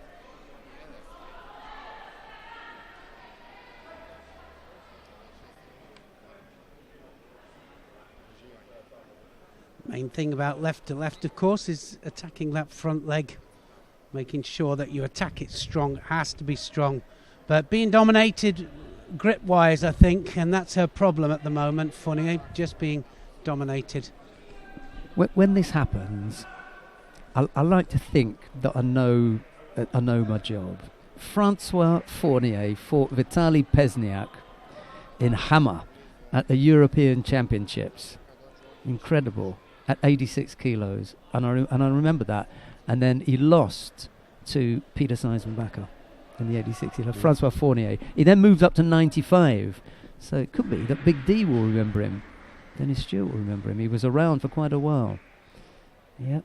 So there was. I think you'll have to ask Laura. Well, it could be Dad. It's the absolutely perfect age. It could well be. She's just losing. Could be nothing. You might get him into trouble. Be careful. Kultimodova just ahead then was Harry. It's Harai Makikomi there against Fournier, and Fournier just being dominated by the grips. That big left hand of the Russian. Look at that, flying Jujigatami, and that might be on there. That was neat. She's in some trouble here. Wow, it was really nicely executed. She's got the leg trapped, hasn't she? Yeah, she wasn't quite onto the arm, and one of the big things about any kind of Jujigatami, of course, is that you've got to be into the elbow. You have to be putting pressure into the elbow, no matter where it comes from. Oh, and it is Dennis in the chair, Dennis Stewart. So, Golomidova leads by Wazari with a minute 40 odd left to go. Do you remember Vitaly Pesniak?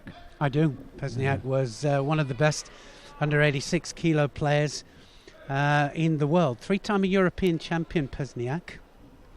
And he did flying stuff like that, actually. Pesniak, he did a lot of very unorthodox techniques back in the 90s.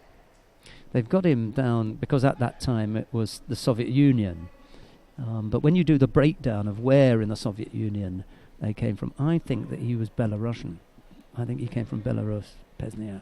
Yeah. Because we would go there after the breakup of the Soviet Union, and I think I remember seeing him at some of the things with the Belarusians, Pesniak. Actually, we won the European Championships at the same time, him and I. He won the 86 kilograms and I 78s at one particular time. Well, it's all over. So the Russian, Golomidova, throws and gets the Wazeti upon, and Fournier loses the match. So the Russian is through to round 2 in this under 57 kilograms category.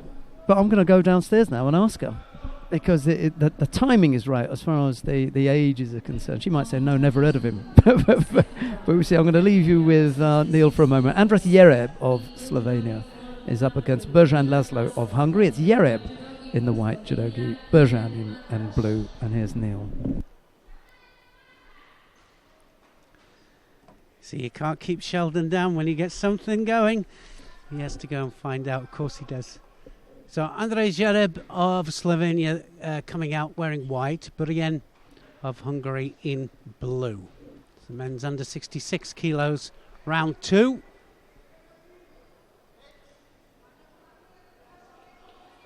Well, so much of the emphasis on the gripping strategies, and we seem to have a little bit of a problem with the knee straight away there from Burjan. I'm not sure whether it was because he just felt the danger there. Shido up to him.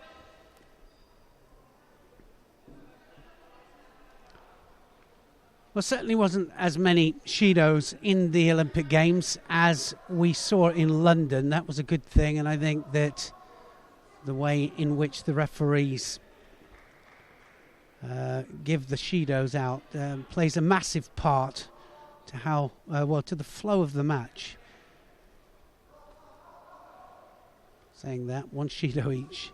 Zagreb got one as well, just for going outside of the area. So I'd like to think that the area, if they're walking outside of the area, they get immediate penalties, or if they're not attacking within 20 to 30 seconds. And 3 very, very quick penalties in this match here. Both look a little bit nervous to me. Sianagi there from Zagreb. Now, is that Shimiwaza on? It was almost. Berjan of Hungary. Straight on top. Now Zagreb just turned on top.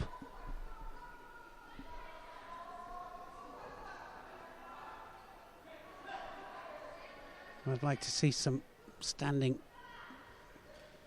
judo first of all, and then the transition back down. Nice Kouchi, that's going to score. So Wazari scored for that. Nice driving Kouchi. Just hooked onto the inside of the leg, drove him backwards.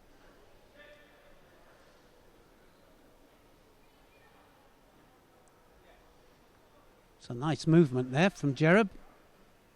Controlling the head of Berjan. Now this time Berjan, did he take him onto his side? Not quite.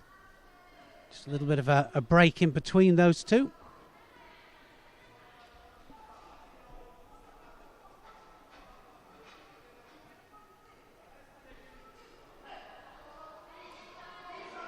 So nice to see a big score on there. Don't want to see the penalties deciding matches, not even in these early matches. Building up to, of course, Tokyo.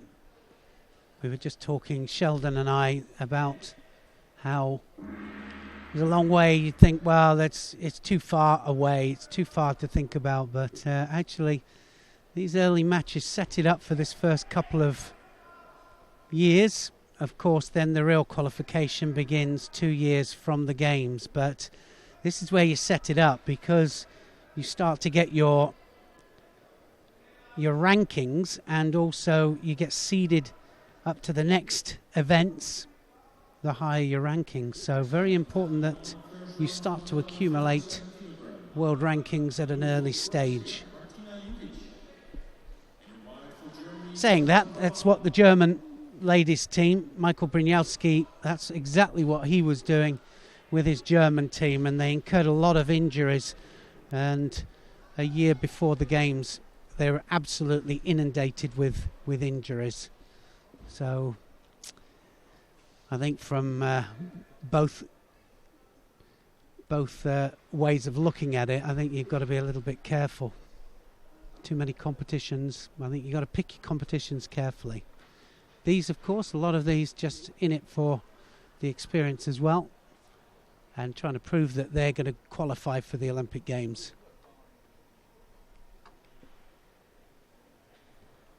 So a little bit of an injury, which means they've got to go off the mat to have it looked at. Can't stay on. And looks like Doc has done a good job.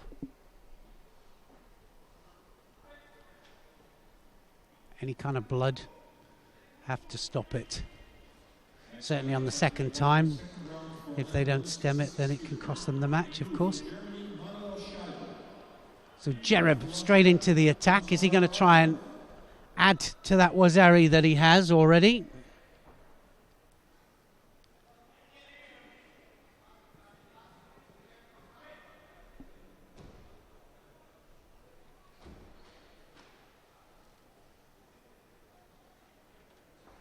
Well, it's certainly up to Berjan now. He's got to take the fight to Zagreb. 1 minute 41 left this contest. Still got it all to do. So no real conviction there in those techniques. Trying hard to get the rotation, but well defended by Zagreb.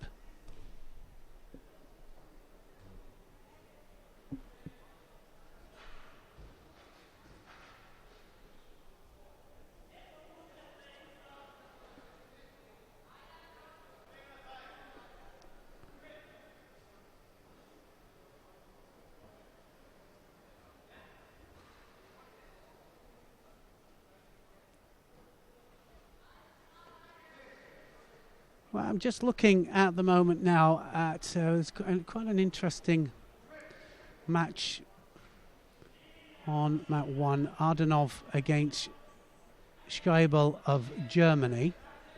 I'm just wondering whether I can just switch over. We're going to just leave this one here. Jereb winning by a Wazari against Berjan of Hungary. And we're just going to go over to mat 1. Here we have Ardenov of Russia against Scheibel of Germany. One of the main reasons for coming over here is just to have a look how the Russians are treating this first Grand Prix of this next period, this next 4-year period, because they put their different fighters out just to see how they fare. There's a lot of them, of course, that are just chomping at the bit, just trying to have the chance to prove themselves. I mean, just look what happened, 60 kilograms and 66 kilograms at the Olympic Games. So still no score, 3 minutes 19 here in this match. One Shido up there to Scheibel of Germany. So Scheibel coming forwards.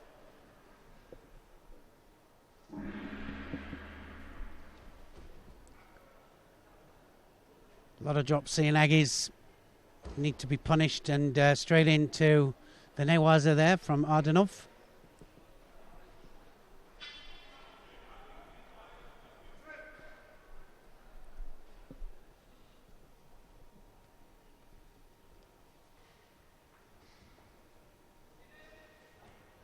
Round 2, under 66 kilograms.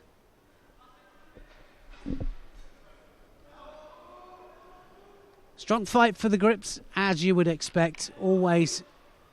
And he was just looking for the turnover there, the German. A lot of the Germans doing that at the moment, tie up the arm and then do the turn into the reverse Yushiro Kesa, and didn't quite get the lift there, didn't get given enough time actually. And again, that's what I'm talking about having enough time to develop certain techniques. Referee didn't give him a chance there.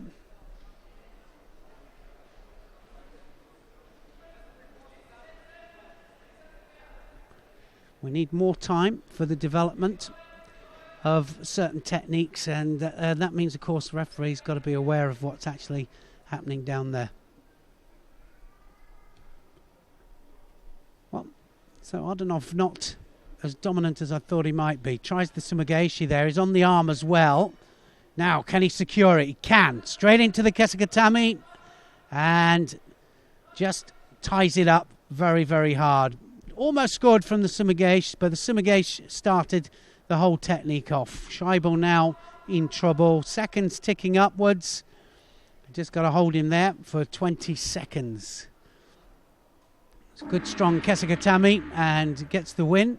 1 minute 27 just left on that clock there. Made to work for it, wasn't he, Ardenov?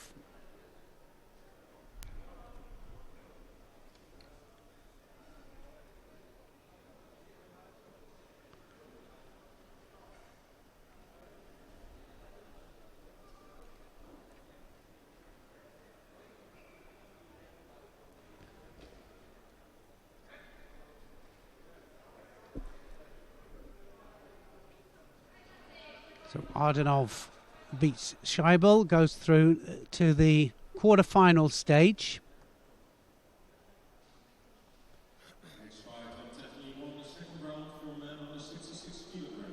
In blue for Croatia, Marko Draskovic. They'll have to get through to the quarter-final stage to stand any chance of a medal. That means Scheibel is out. That's the end of his run. So Ardenov now at least guaranteed another chance. If he gets through to the semi-finals, then if he loses that one, he'll come straight through to compete for third place. But he'll have a repechage final fight if that doesn't happen. So we're still on here. It gives us a chance to have another look at the second Russian that they put up, Abduzaleyev of Russia here against Draskovic of Croatia. And Draskovic is in blue. So deep straight away. Is that going to score? Almost. Looked dangerous with that, and I suspect we're going to see that again. So absolutely guaranteed all-Russian quarter-final, because the winner of this is going to go through to fight Ardanov. Uchimata! Beautiful Uchimata there from Draxkovic. Good match. Not guaranteed that it's going to be the Russian.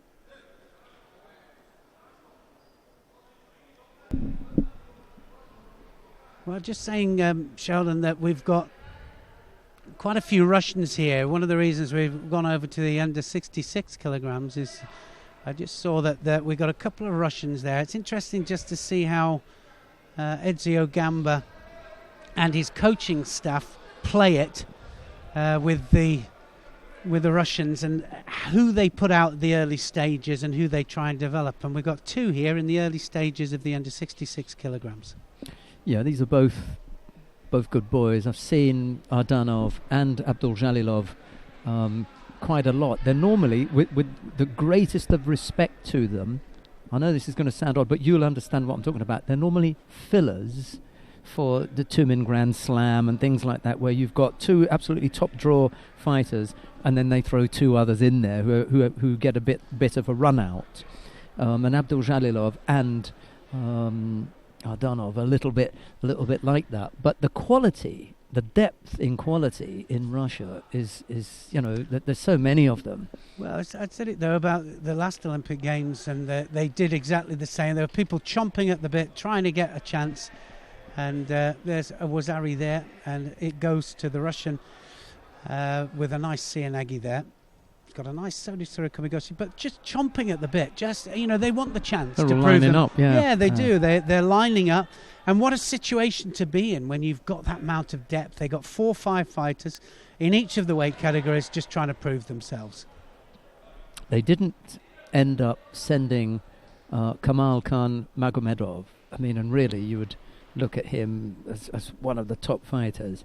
They sent Mikhail Pulyaev, who blew out. Yeah. Oddly enough for the Russians. Beslan Modranov, who maybe a number of people wouldn't have put money on. He ends up taking the gold medal. And in brilliant. I mean, Absolutely, he was absolutely yeah. brilliant. Modranov was absolutely amazing. And he had a good tournament. Everything went right for him. And again, he was one of the ones that wanted to prove himself before London, didn't get the chance.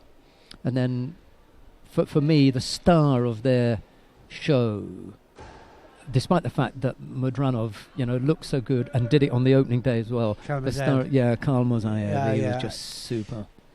Well, and of course, unlucky for his brother as well, who was absolutely knocking at the door, with Baker. Just a couple of months before he won the Olympic gold medal, so they could both have won that Olympic gold medal. It was possible. It was absolutely possible. But you're right. What a tournament to come through and do your very best at.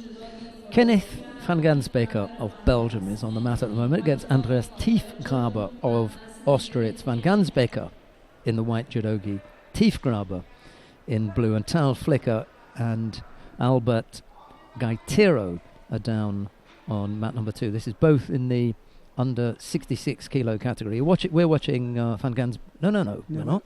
We're down with Tal Flicker and Gaitero, beg your pardon. And that's a good one to watch. We saw Gaitero in his opening contest. He was a bronze medalist at the Junior Europeans last week, and I said to him in the elevator yesterday, how's the weight? He's got no problem with his weight. He didn't pick up an injury, so they said, okay, go for it. They'd already given him the inscription to come here with the thought that if he'd picked up an injury or he wasn't, well, the weight wasn't a problem for him. He says he never has a problem making the weight. So here he is, mixing it up with the men. There's no score, and there's a little under 4 minutes left to go. Oh, and we can finish off with Fournier. It is not Francois Fournier's daughter, but she does know about the story because, of course, the name. And Dennis Stewart did fight him, and so did Denzon White. They both went up against Francois Fournier, and Dennis remembered him, and he said to her initially when they first met, he said, "Hey, is your dad?" She said, No. Well, not as far as I know, she said. Do you feel better now? I do. And I like those stories. I like to go and get the background. It also gave me a chance to hear what Dennis and Laura were talking about on the way out as they, had the post-match analysis of what went wrong. And she's a bright girl.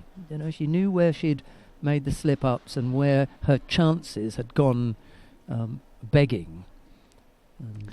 Well, I think it's important that, like you were just saying here now with Flicker and Guerrero of Spain and their youngsters, they're out and we've got to give them exposure. If you don't give them exposure, then it's never going to happen. So great to see them out, and you've got to learn by your mistakes. It's all about fall down 7 times, get up 8, and that's the only way to look at it. You've got to keep doing that all the way through your career.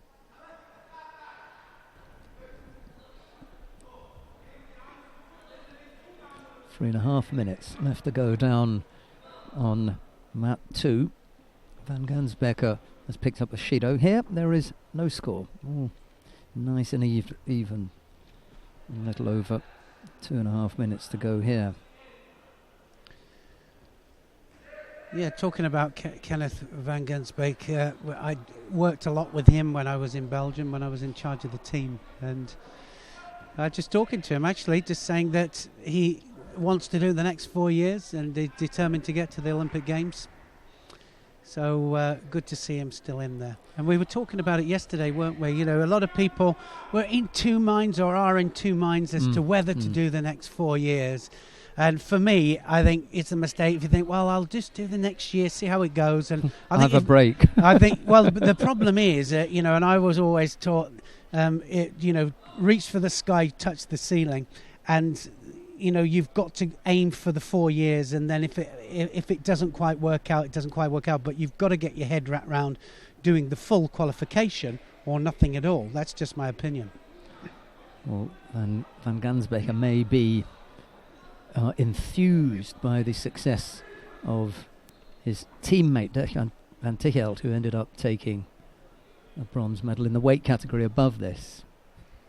Yeah, what a great story that was as well. He's somebody that always knocking at the door, two-time a world bronze medalist, and he's had some real disastrous performances and not gone his way, but always had the ability, and then pulls it out in the big one on in the the day. Olympic Games. Yeah. So it was a great way to finish his career. We're looking at the Israeli coming back onto the mat now, and Yardin Jerby took a medal for Israel, as did Or Sasson.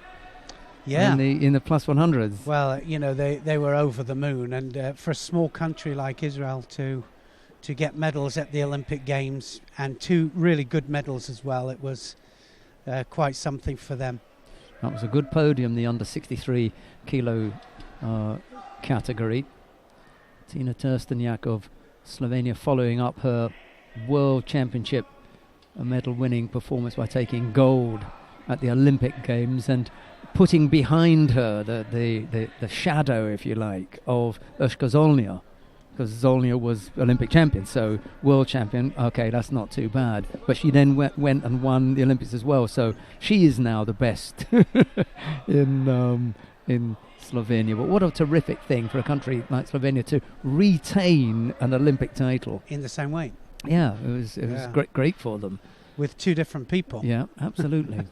They did well. And then Anna-Marie Valencek ended up on the podium in the under 78 kilo category. That was a tough one as well. But with so many, we counted 7 world champions in that weight category, with Ulricha Mio, Myra Aguiar, Kayla Harrison, Sol Kyung from North Korea, Umeki Mami, the Japanese. When you spread them out, there were, and Martin de Verkerk from the Netherlands. So from 2009 until 2015, they shared 7 world titles. So yeah, it was something to come through it. Yeah. So Slovenia had a good time of it, picking up medals, and it was Trstenjak, Clarice Agbegnenu, Yardin Jerby, and Anneke van Emden on that podium. It was a whitewash for the Europeans. The Europeans took all 4 medals there, squeezing out everyone else. There was no Chinese, no Korean. The Koreans really didn't feature in that weight category, and the Japanese also squeezed out.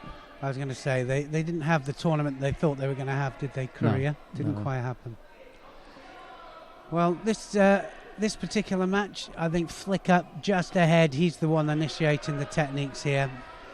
Guillermo Martin of Spain, just being outgripped and just beaten to the attack. Saying that, just attacks there, but in trouble again. One Shido down. Yeah, the advantage with the Israeli in the last 30 seconds here. Actually, the advantage has been with him for a while now. And as Neil was saying, it's just out-gripping Gaetero, who can't get himself into a good position to launch a really telling attack. Well, he's also changing flanks. Nice. There's a Yuko. It's got to be a Yuko. And he's one of the biggest advantages of when you've got left to left or right to right is that you've got to be able to throw over the other flank as well. Exactly what Flicker did. Just Yoko Otoshi there just off to the side and gets a Wazari for it, in fact. You know, we were just, again, Sheldon, I've got to say that we've got to just have a look at the consistency of the scoring, get the scoring sorted. We thought it was Wazari when he went over. Yeah. You know. and we haven't got badges. No. I mean, I'm standing up, Neil's sitting down, and I signalled Wazari. It's easier for us. It really is so much easier for us. There's no pressure, not in the middle. And, you know, maybe even we've got a different view. He's on the other side. He doesn't see as much of it as we see, and he has to have his the 2 contest judges on the table help him out there a little bit. I just hope that they're consistent with it now. We've got a whole new period coming and some different matches, a lot of youngsters coming out. They have to know what is a Yuko, what's a Wazari, what's an Ippon.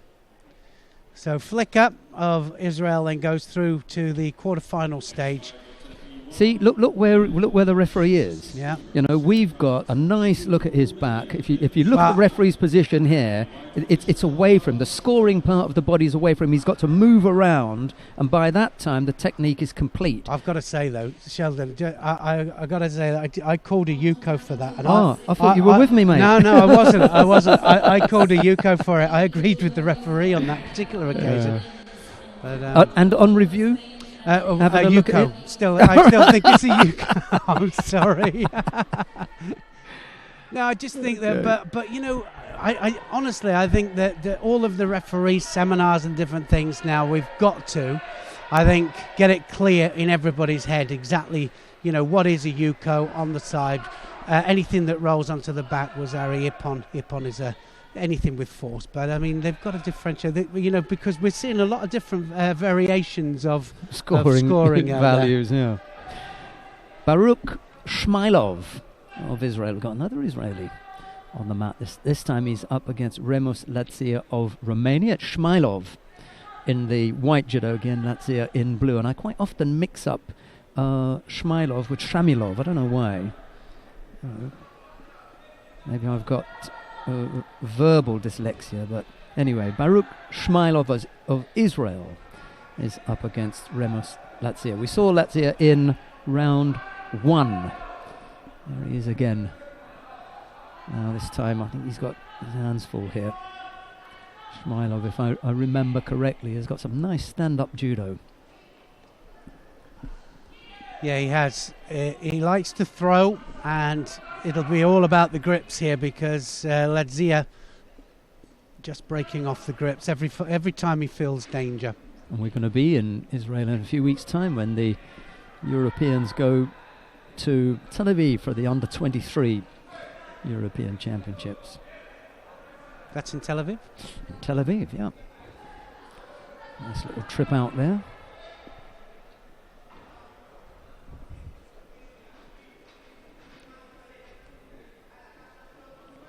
Weather might still be nice, and we just squeeze in another couple of weeks of sunshine. Well, we had quite nice sunshine, 30 degrees just a few days ago in Rio de Janeiro, but unfortunately I was stuck in a box and not able to enjoy it. Oh dear. Yeah. I did. I was lucky enough to catch a few of the contests, and I was really glad to see the heavyweight, women's heavyweight, the visually impaired women's heavyweight, the 3 times Olympic champion now who won, and the Chinese, incredible. The throwing skill, she was so much power. That was really nice from Shmailov there. She had previously been a fully sighted judoka, and you get that feeling from the power. She's completely now, it's the highest category of being visually impaired, as her sight deteriorated from 16 years old, having to wear really, really strong glasses, and then being completely unsighted now. But I think she would have caused any of them in any of their weight figures. Absolutely. Real problems. You put her in the fully sighted competition, she could really bang them over. She's terrific. She's got really, really nice judogi. Nice judo. Yeah. Well, in my opinion, I thought that she was better than the Yeah. other two that were put out there. But that was my opinion. But and she's an English student. Is that right? Well, she had previously studied English, so her English is terrific. Really speaks well. She's lovely to chat to. 40 now. That's it. Wow. Done now. 3 Olympic gold medals. Terrific achievement. Well, it was very humbling, I have to say, and I was fortunate not only to do the judo, but I did the wheelchair fencing as well, and there were some amazing stories there in wheelchair fencing, and there was a 4-part amputee who won the B section of the foil, the Paralympic Games, who was an amazing person and athlete, and to see that is just very humbling, but also it just makes you realise that some people never give up no matter what.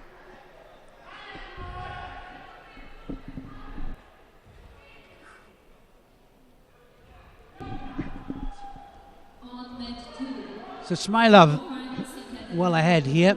Wazari ahead against Lazia, dominating, starting to run just a little bit too early. We don't want to see them running too early, coming into that last minute and then starting to receive shidos and things like that. We want to see them winning on positive techniques.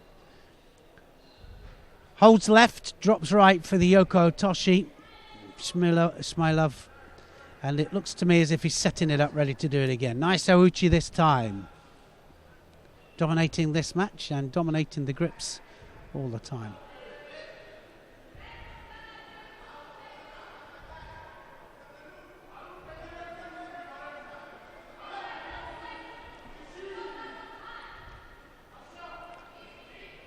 Big arm over the top there from Lazia.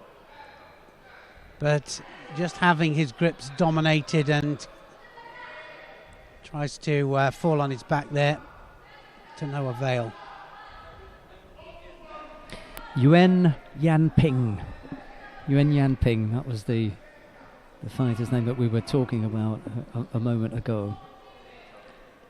I remember her in London, and Neil's quite right. It's humbling and it's very, very moving, because the degree of difficulty, and especially when they're also hearing impaired, it's just, I don't know how they do it. Really, I really don't. Well, like I say, there are some amazing stories out there. A lot of people that were overcoming adversity and really just incredible athletes, incredible people, and makes you realise that really, there's no excuse. You just have got to have the right attitude and just never give up. Single Wazari scored by Baruch Shmailov of Israel is enough to get him past Remus Lazia of Romania, taking into the semi-final. 1 round, quarter-final. Round 2 is effectively the quarter-final. Puts him in the...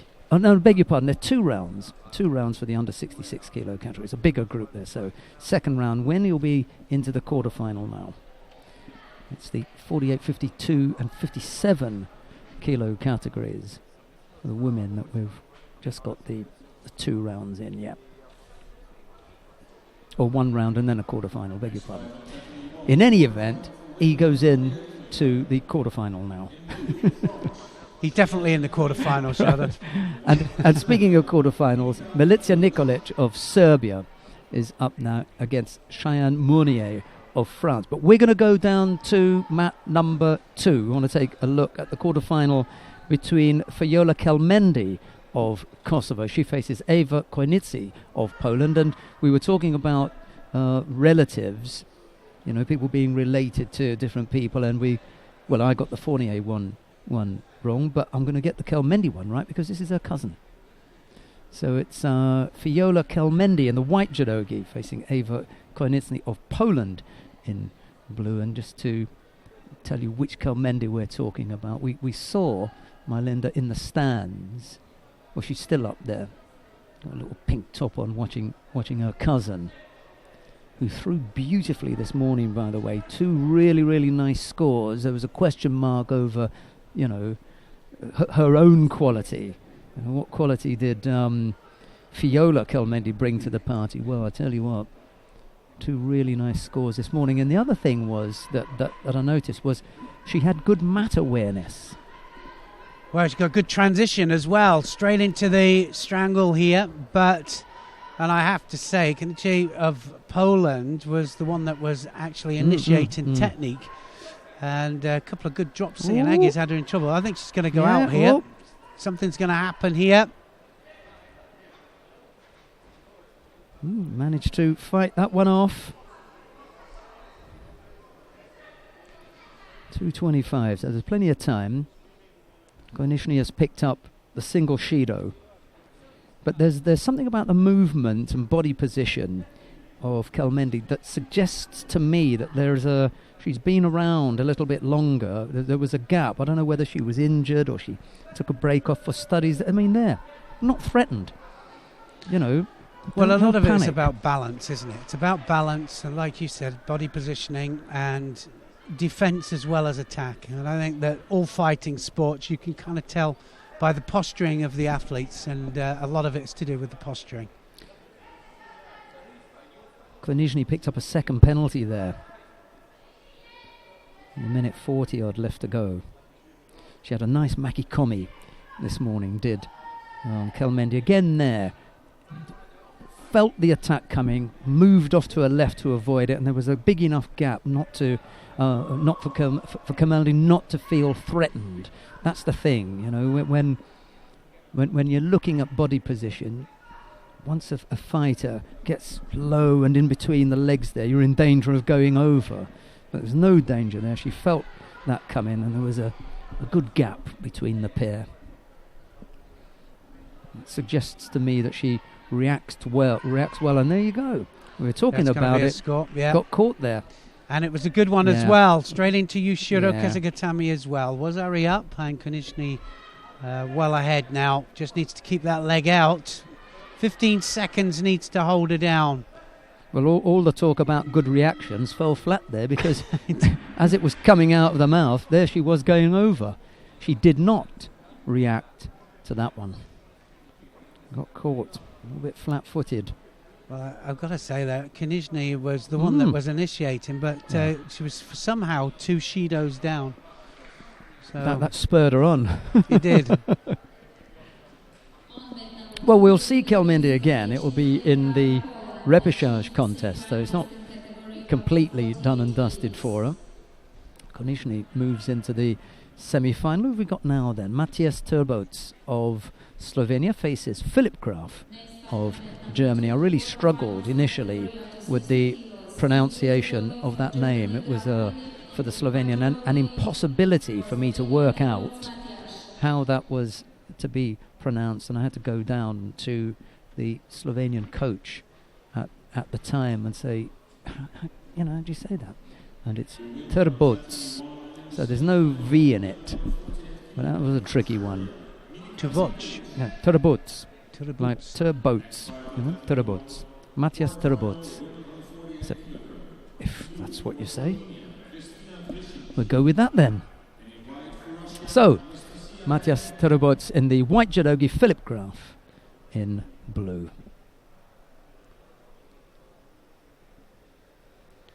Well, he had quite a lot of success, didn't he, in the late part of the qualification, Turbots, and he really started to pick up world ranking points. So, but one of the group, the elite group, that are all training together, every one of them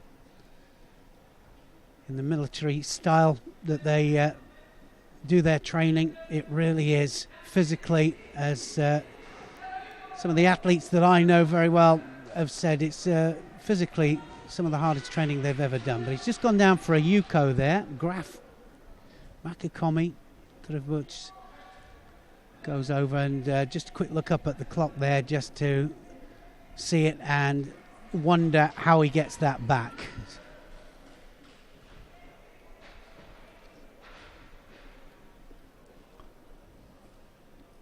German just ahead.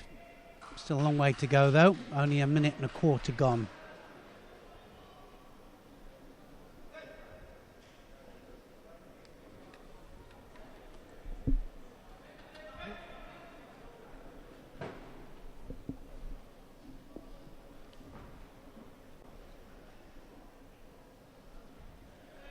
Right hand over the top there, Turbots. Did I get that right? Yeah, Turbots? yeah, Turbots. Took me a couple of years, mate.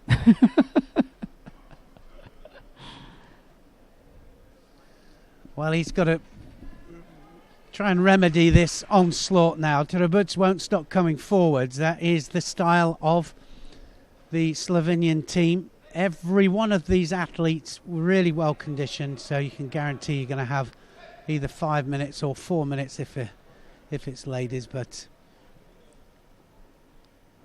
he's going to keep coming forwards all the time. And Philip Graf has already started to defend a little bit, and if he's not careful he'll start to pick up penalties, so he can't do that. There's one.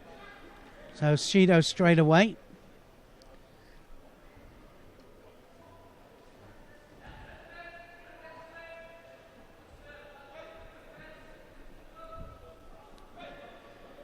Turbots attacking now Ouchi all the time. Ouchi, Kouchi and Graf having a real problem here trying to get an attack in of any kind. Only just over halfway of the 5 minute bout.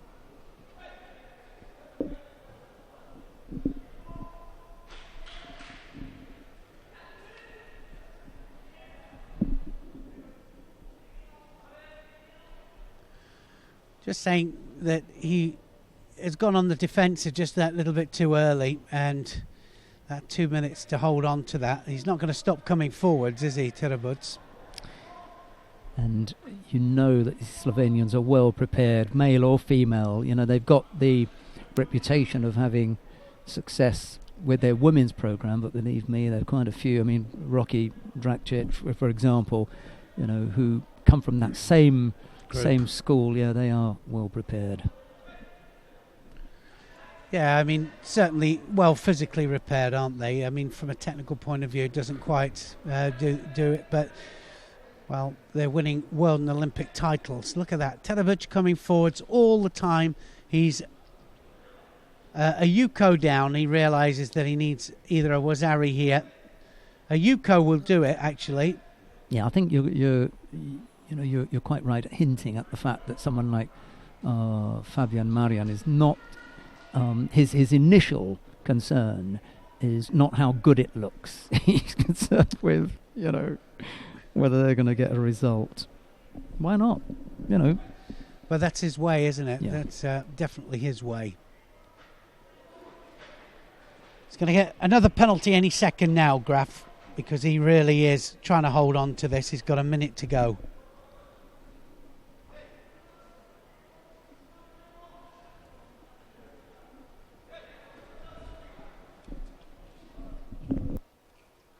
Well, he really needs to let him just get up and get the penalty now, because certainly Graf on the back foot, and he gets away with it.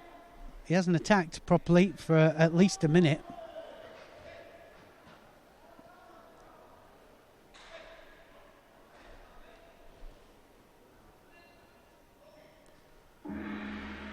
Well, that's incredible, because now it means that if he gets a second one, he hasn't got enough time to get any more than that. And he really is just doing absolutely nothing, the German, just running away, defending all the time. 28 seconds left. Trbuc just coming forwards all the time. Too high up with that attempted Haragoshi there, wasn't he? He couldn't even finish the attempt because he'd already thrown the leg out there. Well, I just can't believe that the referee hasn't picked up on the fact that he's running. And he has been running for a minute and a half, if not 2 minutes. Well, he may have heard you, mate. Yeah, it was a long time coming, wasn't it? Right on cue. Yeah, I think maybe we should get down there, Sheldon. What do you reckon? He's got an earpiece in, but he's not listening to us. Trust me. Ooh.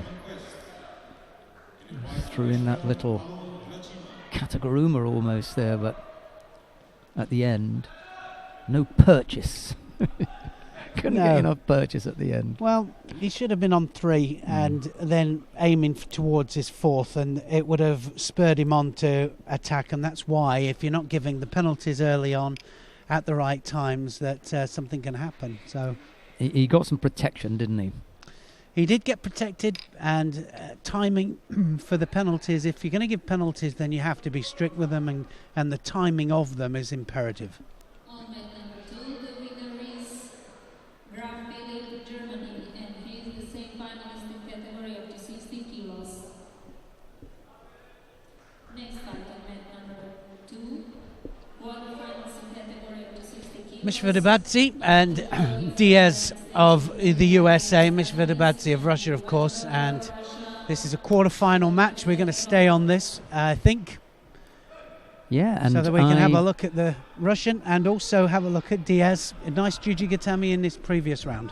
I like the look of this one because Shvirabadze is the kind of fighter that would fancy his chances now. I don't know how much longer Beslan Madranov is going to stay around, but having won the Olympic title, he may do exactly what Arsene Galstian did and just say, job done. You know, I'm leaving it. So Shvirabadze has the opportunity to hang about here. He's going to be chased all the way, if he does, by Sakavat Gadzhiev, who I think is who they're looking at. He comes from Ekaterinburg, Gadzhiev, and I think he's going to be the one that the Russians will look for in this next Well, that's why I said cycle. It's so interesting, isn't it? Just to see who they're putting out now, early stages. So he's got his chance. Yeah, he's out there, you know, and fighting to get through to the semi-final. And we'll see what he does. Albert Ogazov, for me, he already demonstrated this morning that he's not the one.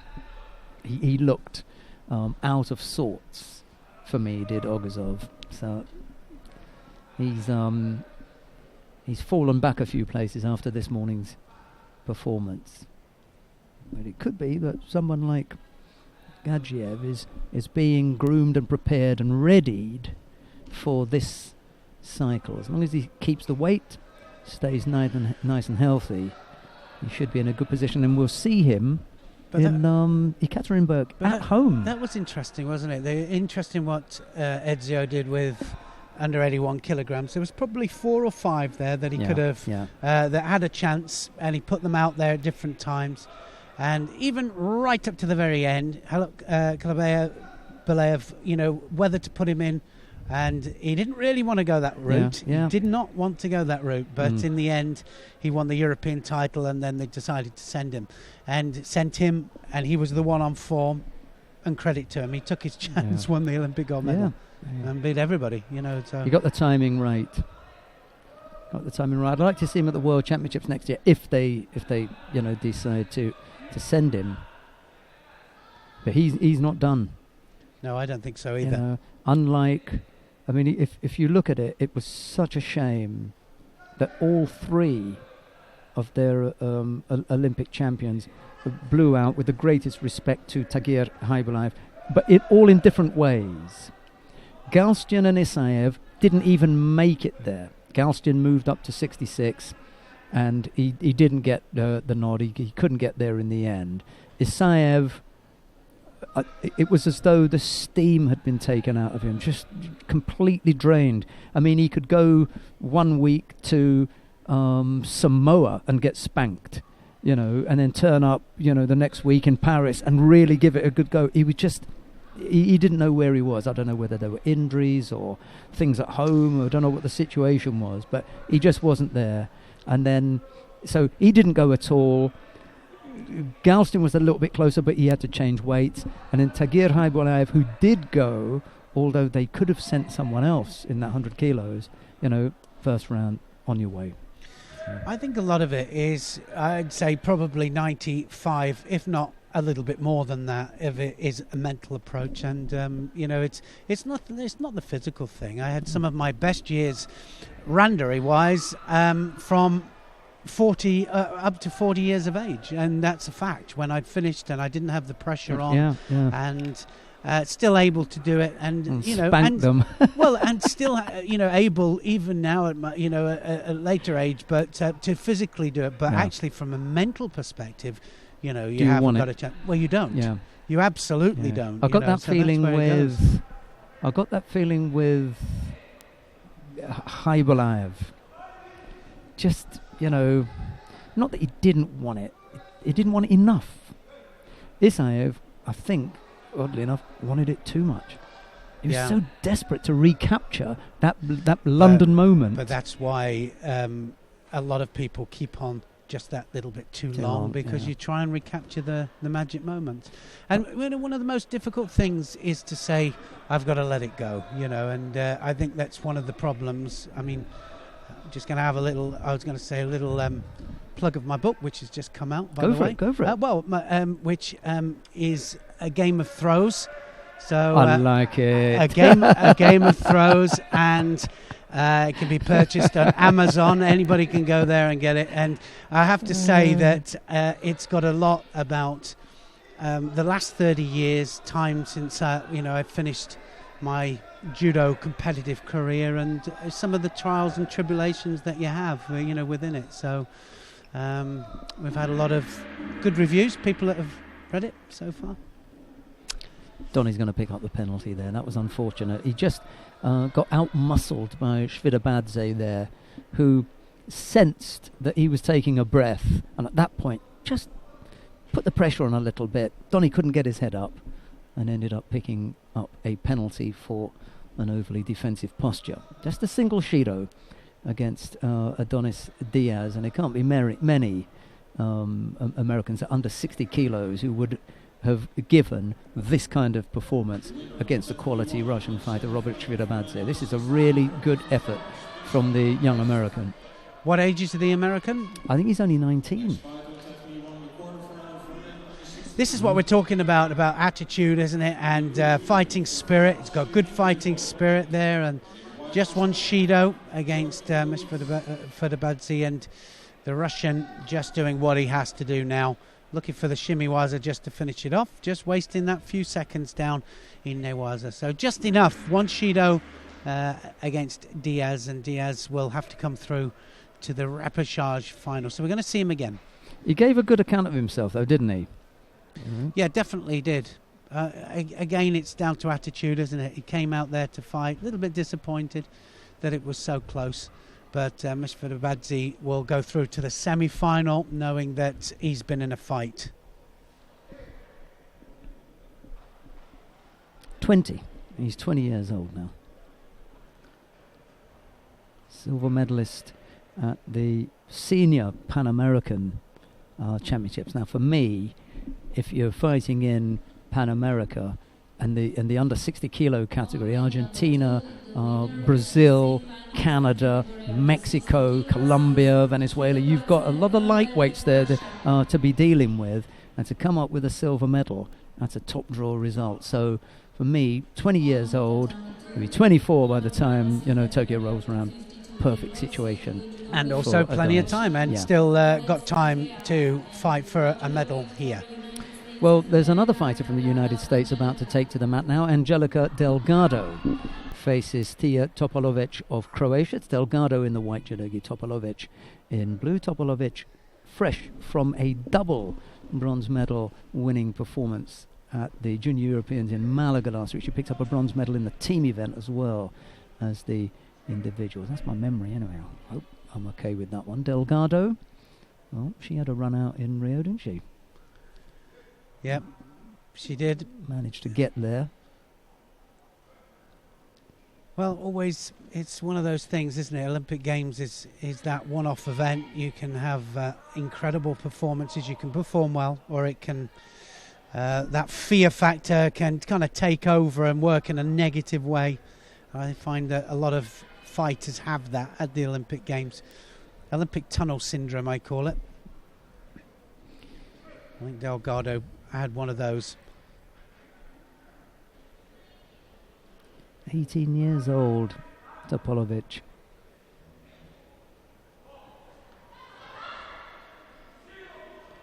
Oh, Sodagari, Topalovic almost. But directly into Newaza, which is a good thing to see. And she did pick up a bronze medal in the European teams in Malaga and in the individuals. So double bronze medal winner. And I kind of jokingly spoke. Delgado is given a Yuko for that action. And I did jokingly talk about the number of medals that the swimmer Michael Phelps picked up and Usain Bolt picked up. Almost a chance for the Maki Komi there. Just fell away a little bit. And we had one of the fighters in the under 78 kilo category for Germany won a bronze in the team event. She won gold in the team event. The German team won gold in the women's team event. She won gold in the under 78 kilo category, and during the team event she beat the plus 78 kilo category gold medalist from France. So, I mean, one could argue that had she had the opportunity to fight in the heavyweight, she'd have won that as well. She could have picked up 3 gold medals. That was Anna Maria Wagner. And I said, swimming has got Phelps. The sprints have got Usain Bolt, and we've got Anna Maria Wagner.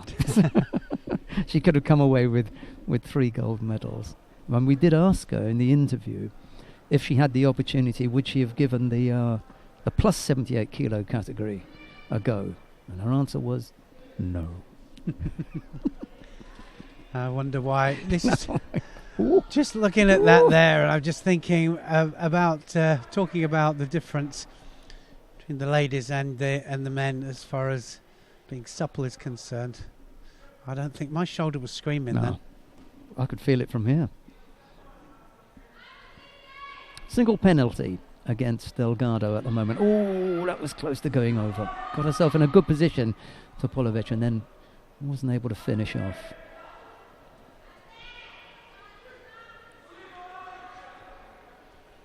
One minute 34 left, and Topalovic doing all sorts. I think that Delgado is the one that's got to take some kind of initiative as far as attacking first. Oh, yes. Well, saying that, and there is Ochigari, just drives it back, yeah. Gets the Yuko. I'm just wondering how much of that was down to poor positioning from Topalovic. She just had her feet in the wrong place, and the opening was there. All that Delgado had to do was hook the leg in, and over she went. Well, you take it any way you can, I suppose.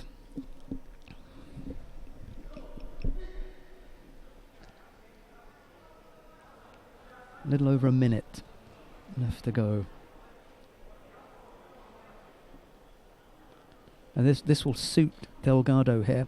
just to catch her breath and prepare for that minute and 14 when the tables are turned, and now it will be Topolovic who will be, banging at the door. Because Neil was saying Delgado had to get going.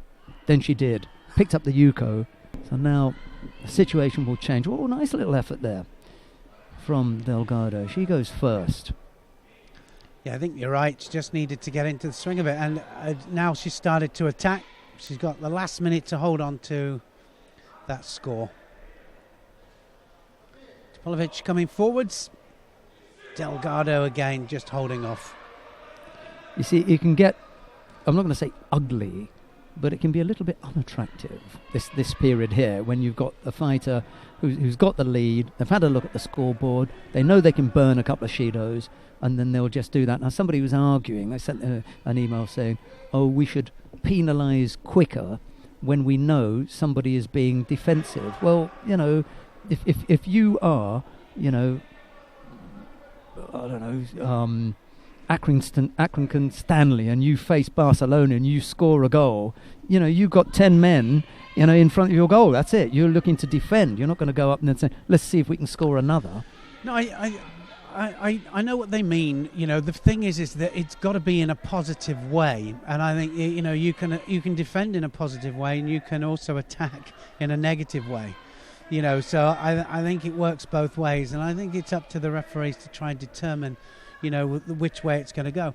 But I personally feel that they should just give a double penalty if you just run, and that will stop it. Which we had, of course. We had the Kai Koku back in the 80s, because everybody was afraid of those. 2 feet into the red area, and everybody was trying to pull back to the middle.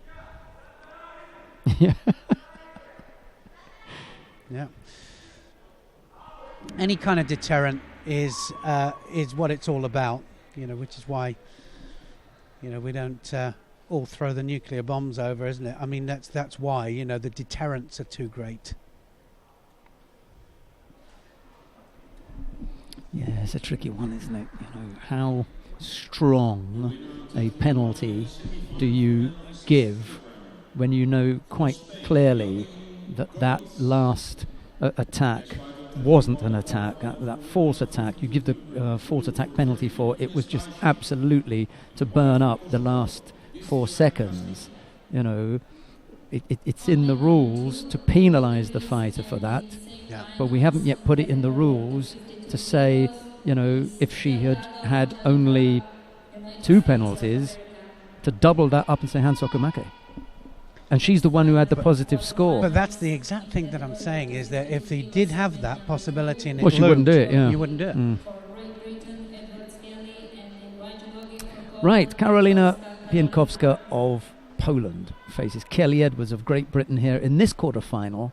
However, we're going to go down to mat number 1 because the number 1 seed Distra Krasniki of Kosovo is up against Ines Ballschmidt of Germany. We want to take a look and see just how strong and tough Krasniki is when we don't have to worry about the presence of Kelmendi. Yeah. Well, she's a fighter, isn't she? Krasniki is a really good fighter. And like you say, she's going to see the opportunity here to really shine. And she's going to be looking to go right the way through here to this final, dominate this under 52 kilos category without Kelmendi there. She has good transition. She's very aggressive. She's a great fighter.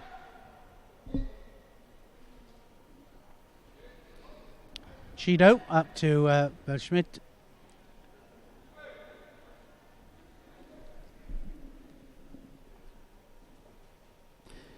"48 kilos was killing Krasniki, really was. It was hurting her.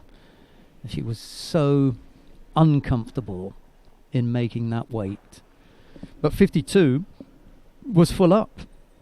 She went from being the best under 48 kilo category fighter in Kosovo to being the second best in her country, and that wasn't good enough for her. But she realised that was it. That was where. Yeah, and also, I mean, she did. She had the world champion, now the Olympic champion in her category. It's not so easy, especially when she was doing so well in the juniors as well.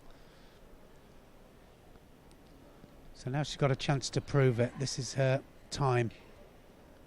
Well, it's something that Neil will know a lot about. Whichever weight category he was in, there was a general clear out after that because, no one was going to take his spot. So on the one hand, you'll have an understanding of what it's like to clear out a category, but the fallout for the other people is they've got to either cut weight and go down or put on weight and go up. In a way, I mean, there must have been a period when Ray Stevens, for example, decided, okay, time to go up. And when he did... It wasn't him that decided. I decided he was going up. I said, you're getting too strong and too well conditioned. You're up. You're up or we're finished. And it worked out for him. Yeah, it did. It worked out for me as well. 3 penalties picked up by Ines Beischmidt. And there you've got the inside track on that particular episode. That's not in the book, is it? No, there's some things I kept out of the book. Oh, what's the name of the book, by the way? It's Game of Throws. Catchy title, Neil. Yes, catchy title. Yeah. We thought that when we did it. We thought it might catch a few people and turn a few heads. And it's got some interesting stuff. Like I say, first book that I did, which was over 30 years ago now, was about the competitive side. And this one is the last 30 years and some of the ups and downs of my career.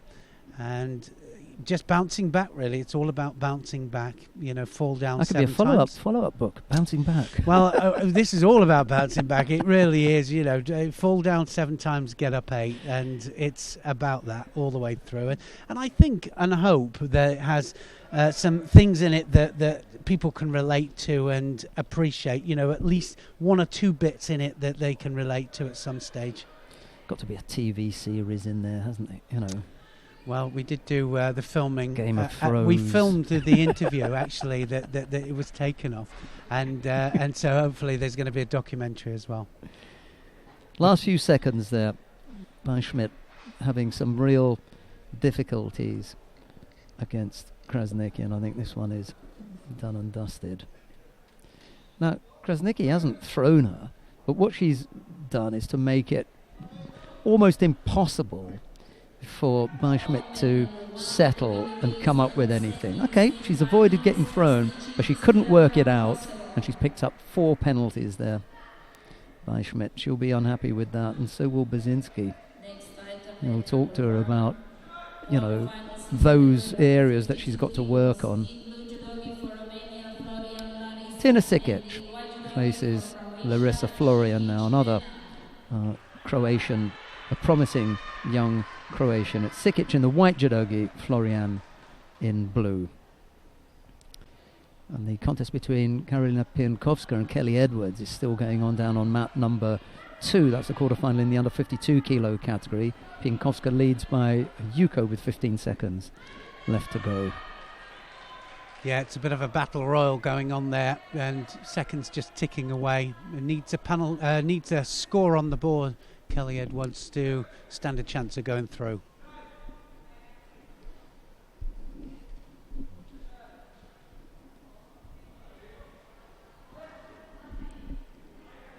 Well, this is a good opportunity as well, isn't it, for the Croatian team to come through and put some of their youngsters through in each of the categories. And of course, every country that hosts a Grand Prix or a Grand Slam are able to do that. Yeah, the women's program is particularly strong here. Last week we were looking at Montenegro, Serbia, Croatia, Slovenia, all having really strong junior women's teams, and saying that when that was just one unit, Yugoslavia, incredibly powerful, as they all stand alone now, very competitive. Yeah, every woman that we've seen out there has been very, very competitive, very strong. Like I say, what an opportunity to put your fighters out there to compete against some of the ones certainly that will be featuring all the way through the qualification. We're going to see a lot of these fighters again, time and time again, over the next 4 years. I'm sorry to jump around so much, but having just come down here to see Tina Sikic and Larissa Florian, we're now going to move back to a quarterfinal in the under 57 kilo category. Daria Mezhetskaya of Russia faces Adi Grossman of Israel, and we're just down there in time to have a look at that Ashiwaza from Mezhetskaya. She brings Grossman down for Yuko. She has got terrific Ashiwaza, and pickups are incredible. It's a very powerful, compact little fighter is Mezhetskaya, and a real tough little cookie on the mat. Off the mat? Mouse. Very nice. Yeah. But oh, look at that Sodi Surakomigoshi there, and just beautifully taken, wasn't it? Hips right the way across, like you say, very compact and beautifully taken. Sodi Surakomi there, right the way over, almost an overthrow there, and Grossman is going, well, what was that? What happened there? I don't know if we're going to get a replay of that Ippon, but it really was absolutely super. She gets herself into such a nice position. She just loses balance with the feet, and that kind of takes her off the target area. She can't finish off. But that initial movement, you just think, wow. Well, that was good to see. And again, we're going to see, we are going to see it. Yeah. So it was an overthrow, and a complete overthrow, but beautifully taken. It really was. And I think the thing is here, if people are going, well, if it's an overthrow, it's a super Ippon. I don't believe in super Ippons. Ippon is Ippon. Yeah, but the good thing about this one here is that she had control of the hands. Yeah. Okay, and I think that makes the difference. This sort of thing would make me laugh, you know. If let's say you're in a club and you're having a randori, and you say, after you get up, you say, well, that wouldn't have been an Ippon in a competition. It's like, oh, mate. Yeah, well, you know what, it doesn't matter. I just threw you, 3.5 times with a Barani in middle there, and so I'll accept that. Absolutely slapped. You call it what you want, but you were up and over, and you were dusting the ceiling with your feet. The cobwebs came off. That was a good position. That's a strong fighter. Yeah, well, good to see. And look at this now. We're having a look at another Russian out there. Joanna Müller of Germany faces Natalia Golomidova of Russia. It's the Müller in the white judogi, Golomidova in blue. 2 penalties already picked up by Joanna Müller. She's got some gripping difficulties against Golomidova. It could be that they've come out with a tactic to try and block and shut down something that they've seen in previous contests with the Russian, and as a result of that, Müller has it's not quite working out, and she's picked up 2 penalties. No, well, I know that we keep saying it, don't we, that the Russians here have got a strategy. They've got fighters out here, and they're obviously training together all the time, but they've got fighters out here to see how they perform on the big stage, put them out early, and then see which ones come through. Well, Zabludina, it was, at 57, who, with the greatest of respect to her, didn't really impress me during the last period. They'll look for someone else now at 57. Kuzyutina at 52, she will go now. Dolgova may stick around at 48. She's young enough. They've got plenty of others in there. At 52, you might get Kuznetsova. She's back from injury and she's moved up, so you won't have Dolgova and Kuznetsova going head-to-head. Situation there. Müller almost went into the hold down there. She just might still be. And there's another situation there. You know, a little bit too early. Got them up. Me, I'd have left that. Me too. I think Muller's working this out now. You know, she's whatever it was that they had to work out or get past. So she's just that little bit long in the attack there. Well, it's Müller having to come forwards, isn't it now? Yeah. Because she's 2 Shidos down. Golomidova is just defending. Almost came unstuck on with an Newaza there, and should have done, I think. But anyway, she didn't. But still ahead in this match, 1 minute 24. And Muller is the one that's coming forwards.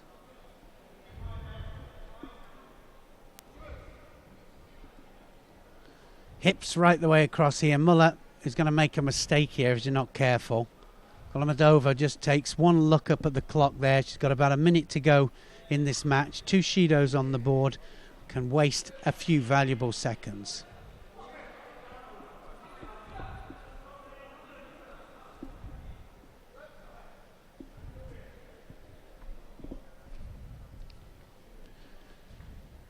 So into the last minute. And Muller just struggling a little bit here. She knows she's 2 Shidos down. What can she do against this Russian? Single score would do it, wouldn't it? Single score will do it. That's the tactic, isn't it? She's consistently gone for that. Well, the thing is with the cross grip as well, got to attack straight away. Can't let it settle that arm. Has to go in straight away. There's the cross grip. That was almost there, wasn't it? Almost there with the Osoto. And now it's going to be a penalty up to the Russian. But is it enough time? 30 seconds now. Just got to put the pressure on all the time. Got to go in again.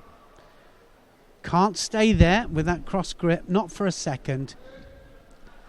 Golomadova, if she gets another penalty in the next 19 seconds, it will go into golden score, and that won't suit her. The game will change then. And again, just defending. 12 seconds. Penalties, if they'd have been given, if a penalty had been given at the right time here, it would be all evens and it would be a totally different match. Last 10 seconds. Golomadova hasn't attacked. It should be a Shido in that last 4 seconds, but it's going to go now. That last 3 seconds, I think personally, give her another penalty and you'll see another attack. I think she got the direction there wrong, Jana Müller. You know, the arm would go over and she'd be looking to go in that Osoto direction with Golomadova pushing back, you know, against it. For me, I'd have looked to have turned and gone Makikomi instead. You know, but she's always trying to push her in that direction. Here now, Golomadova didn't attack for a minute and 20 seconds. Not one attack initiated from her. Not one. And yet there she is now. She's the winner of that match. Into the semi-final. Yeah. Right, Andras Jereb is on mat number 2 now. He faces Ilya Ciganovic of Serbia. It's Jereb in the white judogi, Ciganovic in blue. Quarterfinal in the under 66 kilo category.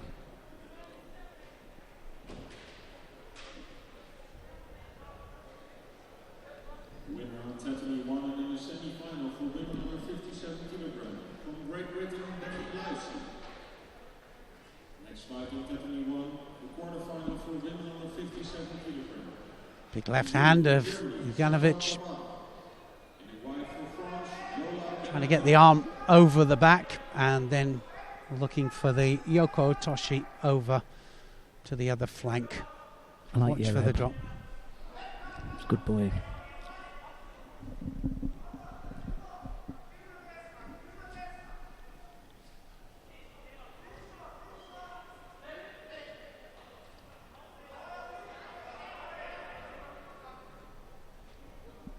Penalty up there to Gaganovic. He's all grips but no attack.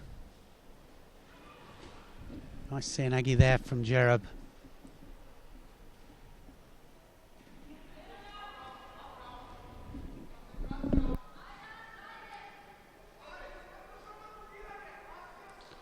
Well, Gaganovic has to grip up and then has to attack. Something has to come from the actual grip up, because at the moment I thought he was going to get the bear hug going there for a minute. Yeah, well, they need to get the hand on, don't they? But this thing about, you know, we were talking, weren't we, just about there's positive defence and there's negative defence, and then positive attack and negative attack. So you've got to get the difference here. Looking for the turnover for the Newaze. He's going to turn it. That's going to be in there, Jereb. In for the Tatishio. Good boy. Yeah. Just got the foot to free up, and he does, and it comes over on this side. That's slightly stronger now. He's had to tap out. Strong enough for Ciganovic to say, okay, I'll leave that one. There was a big debate a while ago about tapping out before time. You know, and someone was saying, oh, it's criminal to tap out before time. Well, I think that, you know, you're not underneath, are you, having the hold down applied, you know, with your arm up your back. And so there are certain situations where you can't help it. I think if you don't struggle or you don't have a go at getting out, then, you know, there's something to be said about that. Definitely. Doesn't always work. You want to make an effort to get out, but there are some instances, especially in the Sangaku Gatami, when you're not going anywhere. But, you know, it's what I say about, it's easy said, isn't it, from the coach's chair or from the commentary position sometimes, you know, and you're shouting, saying, well, they should be getting a grip and should be doing this, that and the other. Not easy, and not always the easiest thing to do. There's your man again, Kenneth van Gansbeker. This time he's up against Denis Vieru of Moldavia.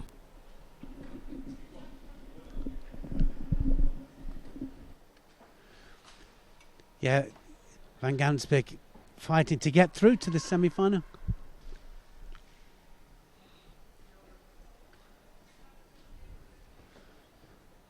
Well, I know that he has good transition from standing down to ground, but he also has good Yoko Satemi. But here against Veru of Moldavia, going to have to be a little bit careful there with that Ouchi.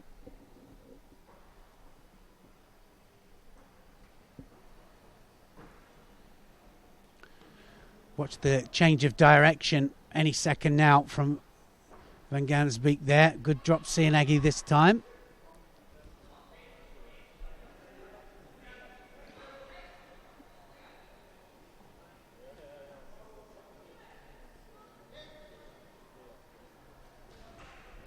There's the change of direction. Yoko Toshi holds right and sometimes drops to the other flank, and that's one of the important things I think for a lot of these fighters, is that they've got something that attacks on both flanks. That's a good standing technique there from Veru. Got to be careful of that. He's obviously felt the danger now, Van Gansbeek.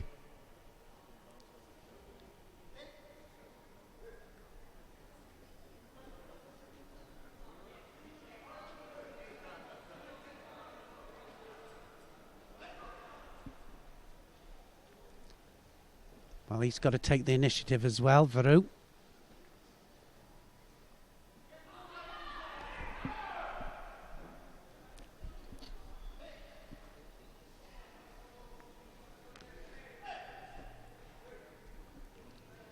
Good work rate. I think he's just got to be a little bit careful of Veru. He has some good standing technique. This quarter-final match in the under 66 kilograms.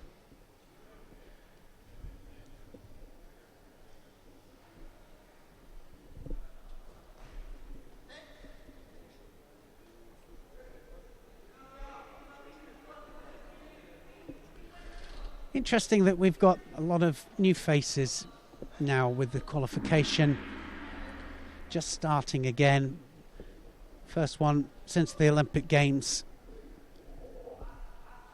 And of course, a lot of fighters will be taking well-earned rest after the Olympic Games. Some will have decided on retirement, and then others will decide on having a little rest and then whether to come back for the next Olympic cycle.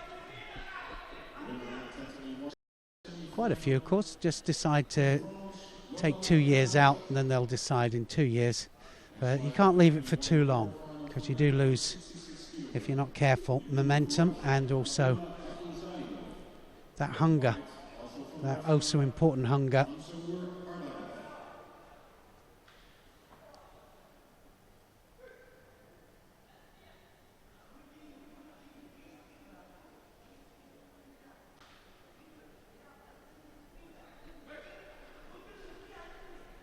Well, Van Gansbeek is the one that's behind here and seems to be struggling a little bit. I know that Kenneth Van Gansbeek does struggle from nerves and gets very, very nervous prior to an event and just needs to overcome that. It's not that he's badly conditioned, but he does struggle with his nerves, has to overcome that. It's just a Shido on the board and he has a chance to pull that back. Just needs to keep the work rate up. 1 minute and 37 seconds left in this match.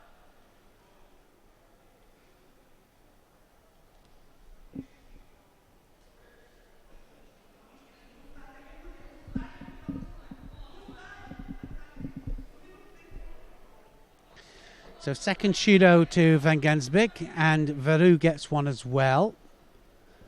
And Veru, has to be said, is now starting to backtrack a little bit. Some of his attacks in the early stages of the contest were quite strong.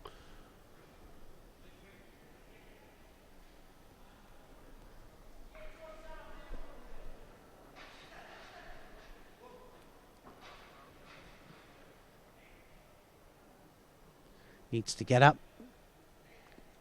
and the referee needs to stand them up if it's not progressive. Get it up.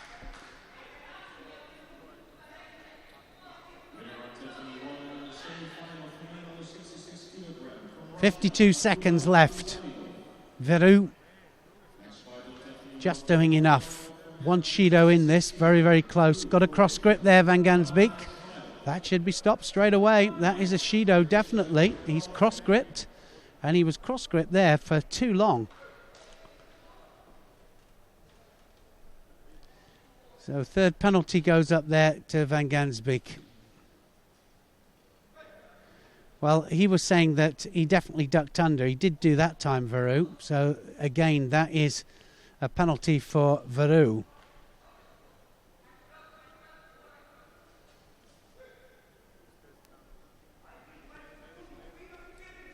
Well, if he did, he should have let go of it straight away, even if he was just ducking underneath it there. Veru is definitely on the run, so should be another penalty up to him. And he definitely crossed underneath there.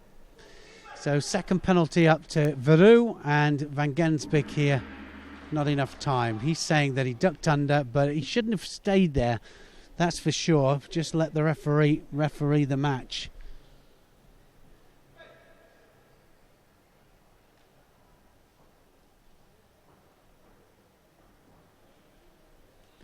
Well, I know exactly what Van Gansbeek is saying. He's definitely saying that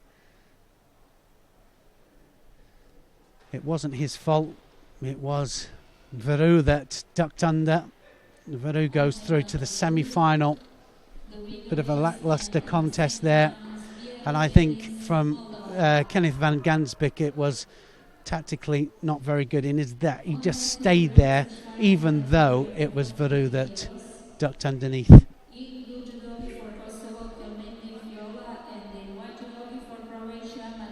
So back to the under 48 kilograms, the repechage finals, and well, I think what we're going to do is we're going to go back to mat 1, and we're going to have a look at Flicker here in the under 66 kilograms quarterfinal against Shmailov of Israel.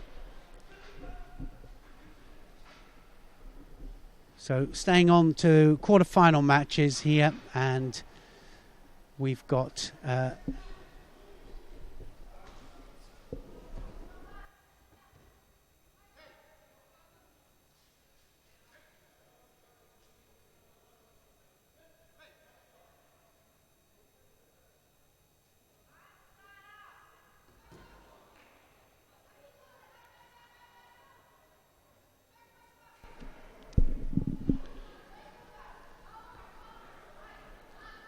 so left-handed fighter, Shmailov of Israel. And Flicker, also Israel. So an all-Israeli affair here to sort out who gets to the semi-final. And don't forget, these two will be training partners as well. All training at the National Training Centre.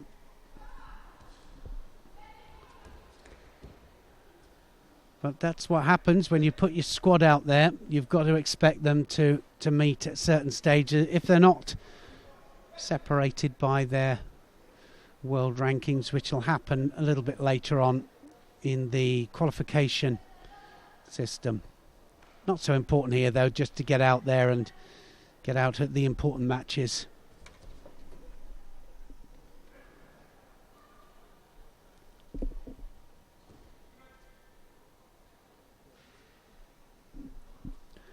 There won't be any coach out there with them. Just get out there and sort it out. Two Shidos up there to flicker. Shmalov just ahead.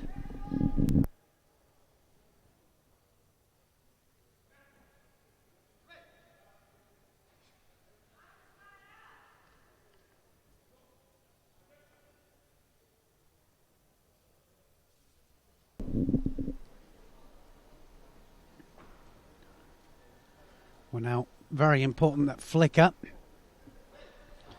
take the fight forwards, and Shmailov will already be defending here. 1 minute 28 seconds still to go. Well, what we don't want to see is the Shidos just mounting up. We need them to go for the important, oh so important technique, and of course to score from the major techniques.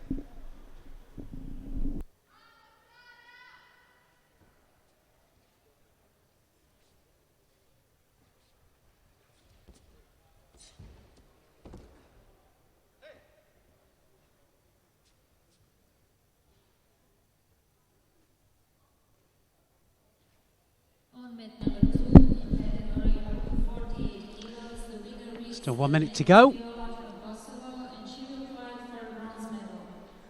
So a bit of a tactical match, this, isn't it? Know each other very well, and you can see that, can't you? These two fighters obviously training together every day, probably do a lot of their training together, Uchikomi, and their repetition work. Don't forget, though, on the other side of that, they both have an opportunity to shine here, because it means that this little domestic might just sort out who goes to certain matches. So this win, very important. Flicker realises that, starts to come forwards. Shmailov into defensive mode.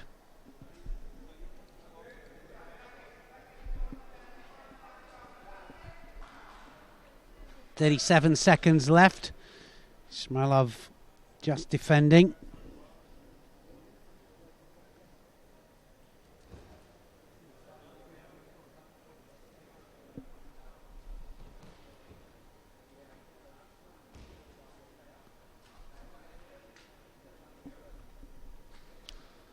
So really just blocking out now. 15 seconds left. 15 seconds. Nice drop Sianegi this time from Shmailov.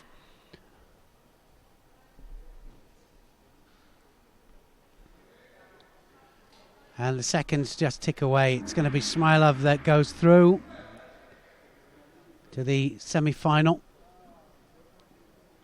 Flicker will have to fight in the repechage final.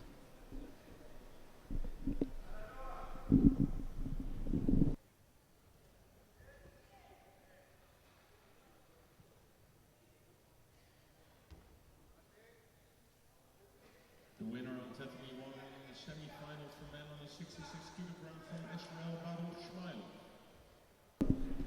Next final. Well, we've got a semi-final just about to come on now on mat 2. So if we could just swap over to mat 2, that would be great.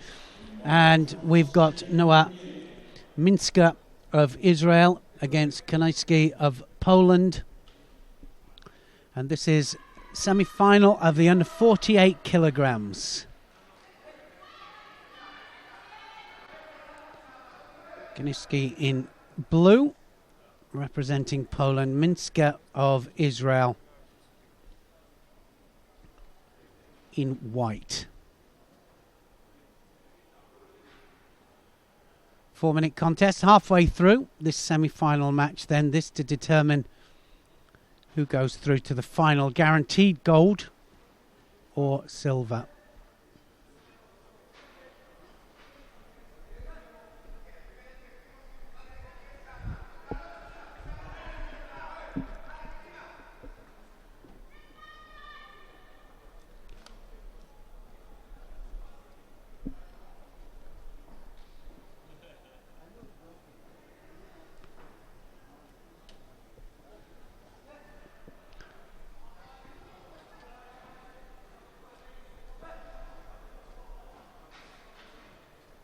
Drop Cianaghi there from Minska, and a nice drop Cianaghi it was too. Didn't quite have the arm, and now straight away into, well, good bit of Newaza, and Kunitzki just manages to stop the Newaza, stop the groundwork. 1 minute 10 seconds left. Coming forwards all the time. The Pole trying to take the initiative. Cianaghi again. Danger of being penalised here from Minska. Has to be positive with it, so she'll have to attack now. It'll have to be her. Big left hand coming over there from Kunitzki.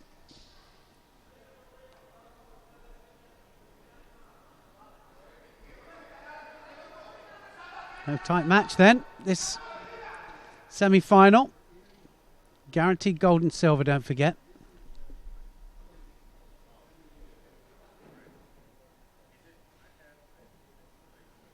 Cianaghi this time from Minska.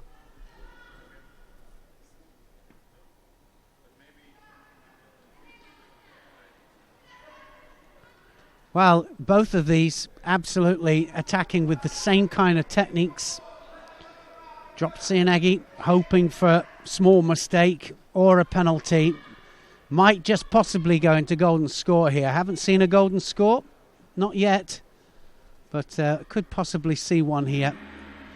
So it's going to go into golden score. Any score now from a penalty, any attack, or a Yuko will decide this match.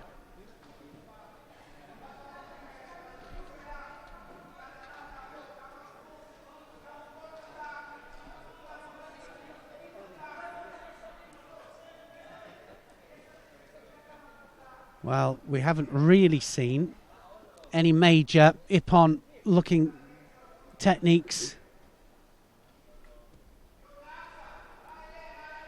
So it will depend on who puts in the most work now and who actually gets the nod. And I think it'll be decided on a penalty, this particular one. And Sheldon just joined us here. We've got the semi-final here of the under 48 kilograms, just gone to golden score. And, well, very, very close. Both attacking with drop Cianaghis, and both of them trying to hold off, trying to stop that all-deciding penalty. Yeah, oh, that's good it. turn. All over. And, well, that was just a mistake there from the pole, wasn't it? Minska just turns her, just tips the balance and gets that all-important score. Just off balance with that attack, the Polish fighter. And Minska were able to take it over and come up with a good score in the end. Just waited it out, didn't she? Feel as though she was just waiting it out. Nicely done. Shani Hershko in the background on his feet, and he was happy with that one. He just leaps out of his chair.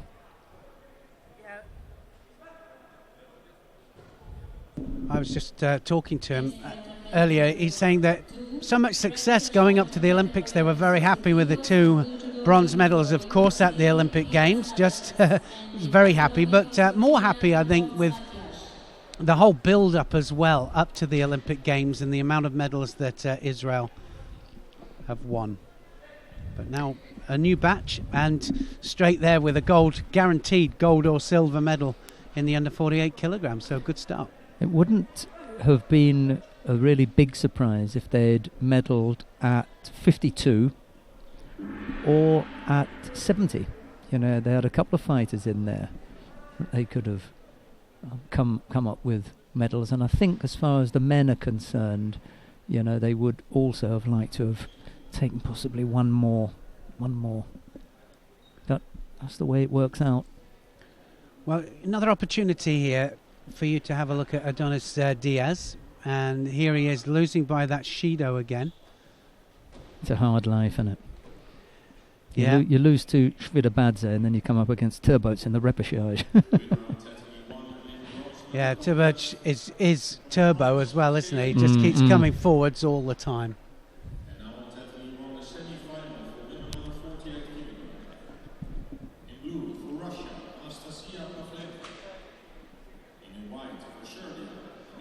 Well, Diaz realises then that Shido could mean the difference between having a chance to fight for third place here or just ending up with nothing. So he's going to keep coming forwards all the time. That's his style, isn't it?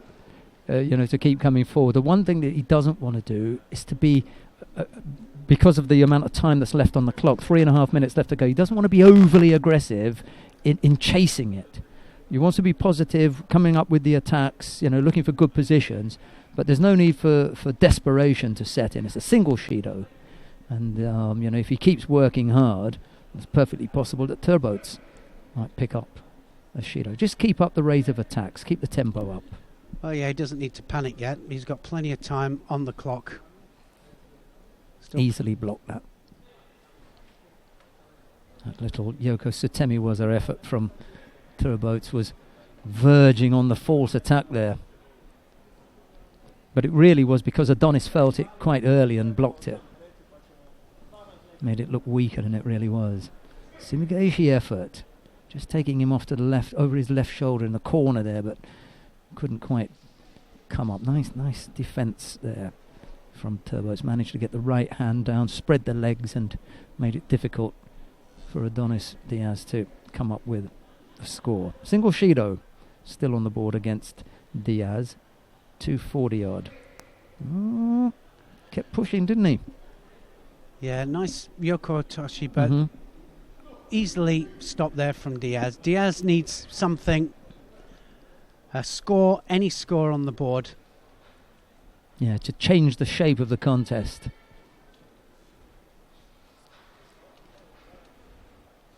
Yeah, it's got nice stance, hasn't he, Diaz? I like the way he holds his stance. He just needs to be a little bit stronger with the grips, maybe, but I think he's got nice stance and has the looks of a good judo man. Nice ouchi there and trying to change the direction as well. So good work rate, and I think you're right there. I think if he keeps his work rate up, then he'll pull that penalty back. See, it's always in the back of your opponent's mind that they've got to keep up with you. They don't want... There's a single Shido on the board. They don't want to tie things up. So Turbots will be thinking, I've got to keep up with him. Yeah, well, certainly, just with a single Shido, it doesn't mean anything. Yeah. Just an advantage. I like to use that term. He's just got the advantage. It's not really a lead, because there's no score on the board, but he's got the advantage at the moment, having an opponent who's picked up a Shido. So the advantage with Turbots at the moment, with a little over 2 minutes left to go. Here comes the American Diaz. Oh, that was a nice little effort there. And now Diaz has to tap out. He was too busy looking to avoid the Tomoe-nage. Left the arm out there. And that was sharp work from Turbots. Neil will talk you through this replay, because I'm sure that he's executed this a number of times himself. The thing is about any kind of Yoko Tomoe and the transition as well there. Yoko Tomoe directly onto the arm. This is what transition is all about. You just don't leave a gap. And he was right onto the elbow there. It was a great transition. And the nice thing about it is that it was all part of one movement. As he's going over, he's got that left arm in mind. He wants to hold on to that. If there's a failure with the technique, he's onto the arm. From this point on, it's all about that left arm. Yep, straight onto it and well applied as well. And Diaz had to submit in the end. So good bit of transition there, and you couldn't see a better example of it.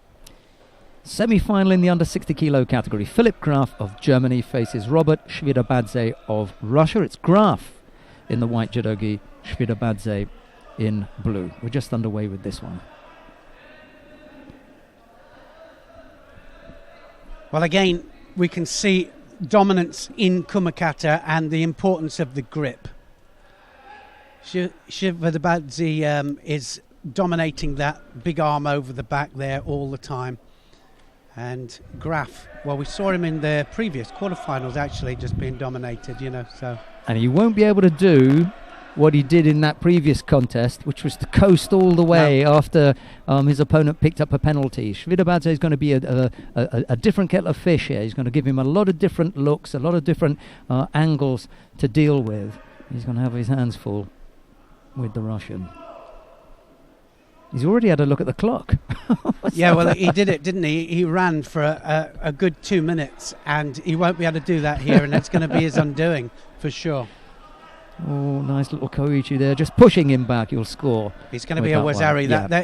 There's your prime example there of a rolling technique scoring a Wazari. Great Tewaza, good hands there from Shvidabadze, and Shvidabadze there just rolls him over. Russian coach also signalled Wazari. Did he? Yeah. Good stuff. Took a whack to the left ear there, Shvidabadze, as Graf went to grab around the collar. He missed and he just caught Shvidabadze. Oh! Well, I think if he goes one for one, with the big arm coming over the top, he's going to come unstuck. He'll come off second best. I think so.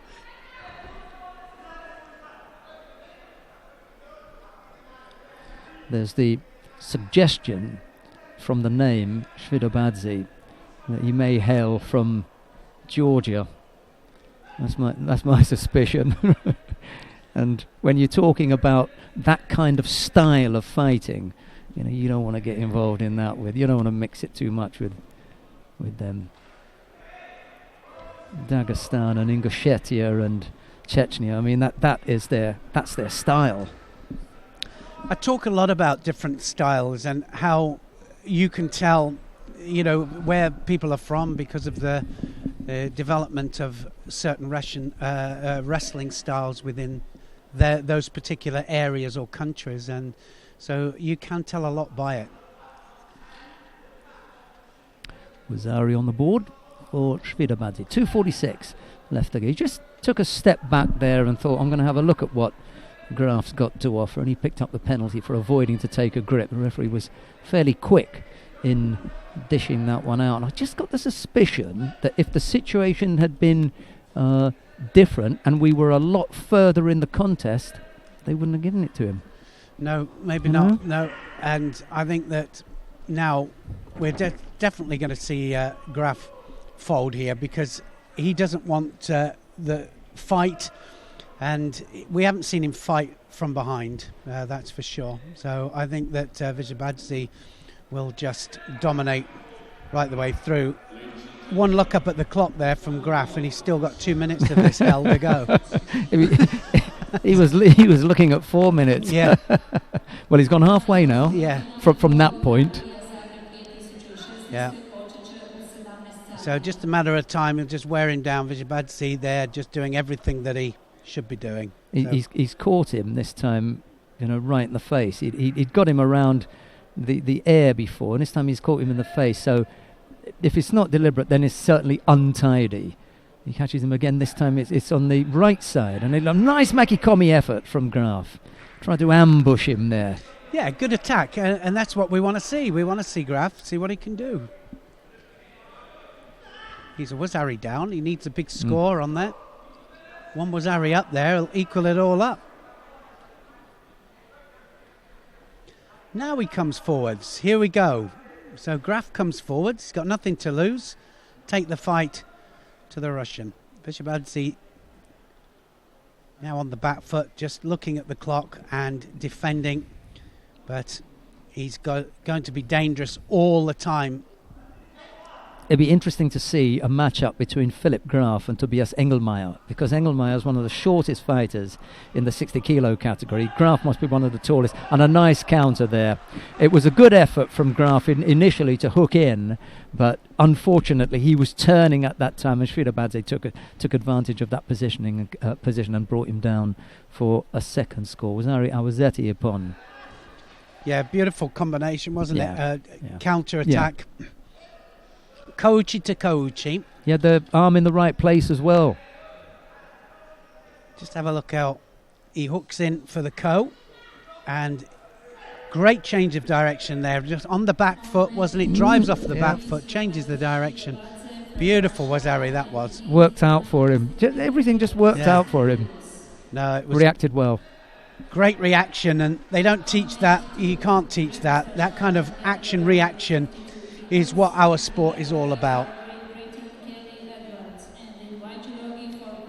Well, we'll stay here on mat 2 because we've got the repechage contest in the under 52 kilo category. Here, Topolovic of Croatia faces Kelly Edwards of Great Britain. It's Topolovic in the white judogi, Edwards in blue.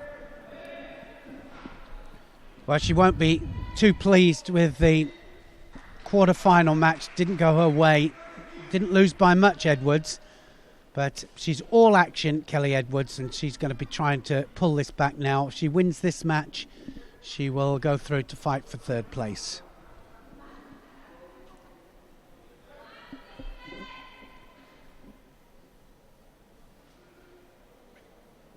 I think she's a physical education teacher, if I'm not mistaken. Yes, she is, and I think that obviously the judo, a massive part of her life. Difficult though when you've got work as well.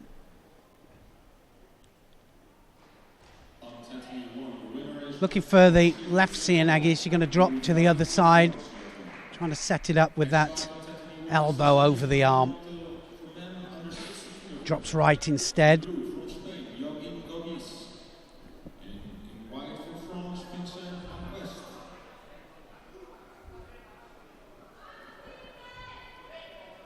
Well, up to Topolovic, I think, to start to attack as well.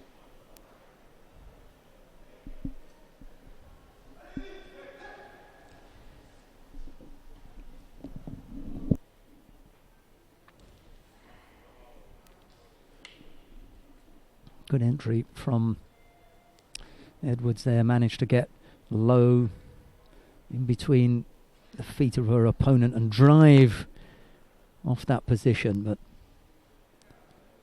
Topolovic landing on a front, so no score.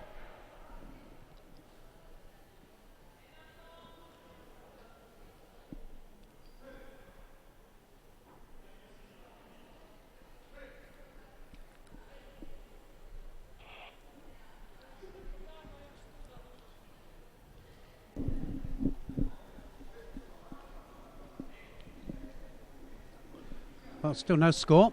Nothing at all up there. So anybody's match this, just coming up to the halfway mark.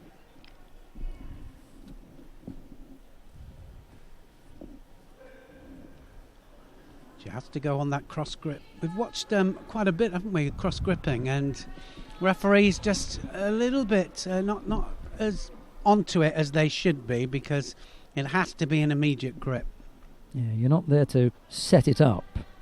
Well, they can't set it up. That's what they, certainly for the last 3 years anyway, building up to the Olympic Games, we've been absolutely on it. No cross grip without an immediate attack. Oh, nice taitoshi there. Yeah. That really was. Kelly Edwards there, right the way across. Beautiful direction. Ooh. And now, does she get the submission?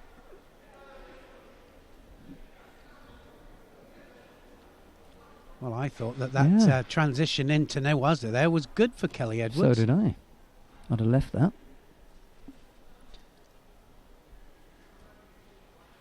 Has he even seen it? Well, this is, yeah, exactly.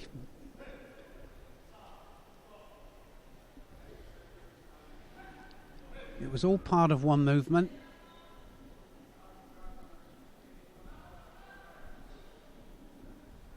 Edwards looks set to go again, so there's no question in her mind that they're going to be back underway. All right. Must have been something we saw. Must be our vantage point. That must be it. Cianagi again. That's going to score, is it? She didn't quite go on her side, but right the way underneath again. 2 or 3 times she's been in for that attack and looked good and just not been able to finish off in the end. And now Topolovic picks up a Shido for passivity. Inside the last minute. She is getting away with that hand on one side now. You know, both hands on one side. Well, and the reason she's getting away with it is because he's not penalising it. So good Cianagi again there from Edwards. On top of this match, all the way through. The attacks are the only ones that look like they're going to score.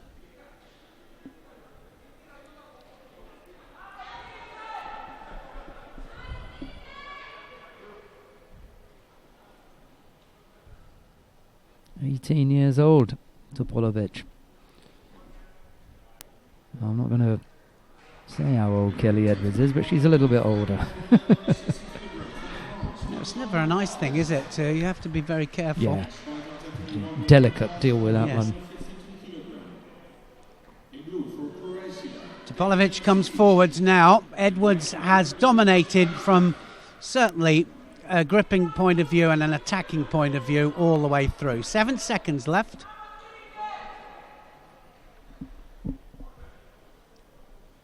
Cianagi again there from Edwards, just to take us to the end of the contest. So beautiful Cianagi's there. Didn't quite have the upper part under control, but that was a good performance. And Kelly Edwards will go through to fight for 3rd place in the under 52 kilos category.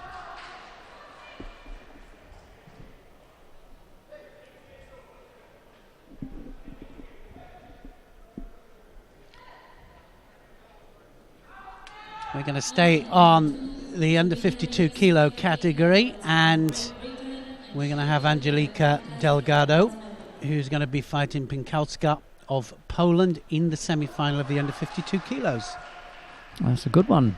Mat 2, that is. If they finish early down on Mat 1, we'd also have a chance of seeing Krasniki. That's the other semi-final. But for the time being, let's stick here with Angelika Delgado and Karolina Pienkowska.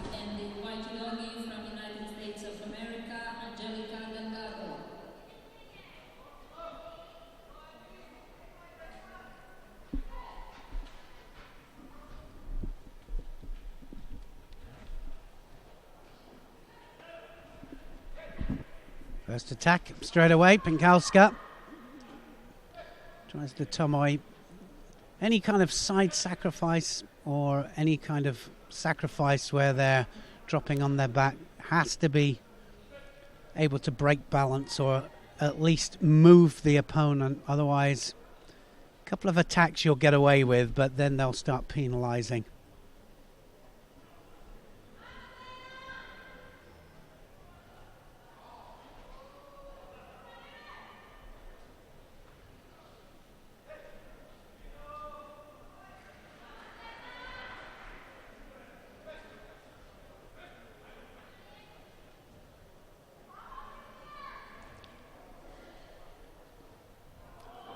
Penalty goes up for both, actually. Neither one of them attacking as they should. It's just all action but no throwing, and so they both get a Shido. There's a good Cianagi attempt there from Pinkowska.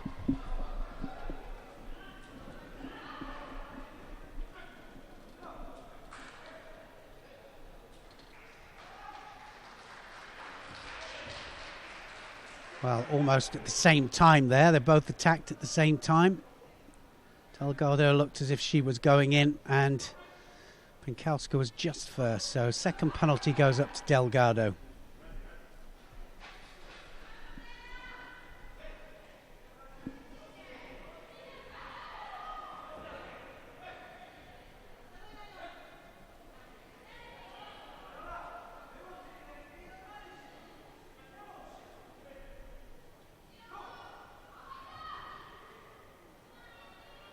wasn't settled there for that attack. Pinkowska tried something there, but well, you know, we were talking sometimes, weren't we, all the way through the last qualification period about people that just go off the pace. It's just not quite there, just behind on the attacks, and that's when the Shidos come, of course. So the pace of the contest, very important. Just looking at Delgado here, she's just off the pace.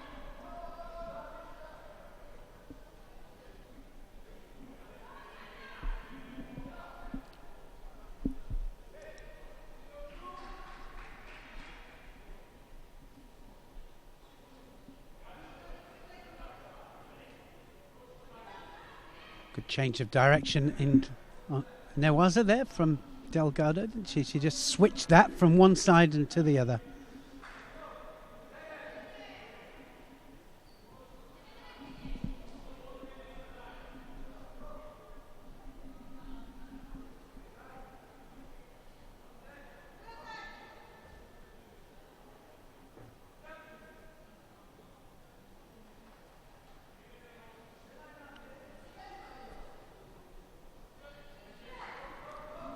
Well, the winner of this guaranteed gold or silver medal.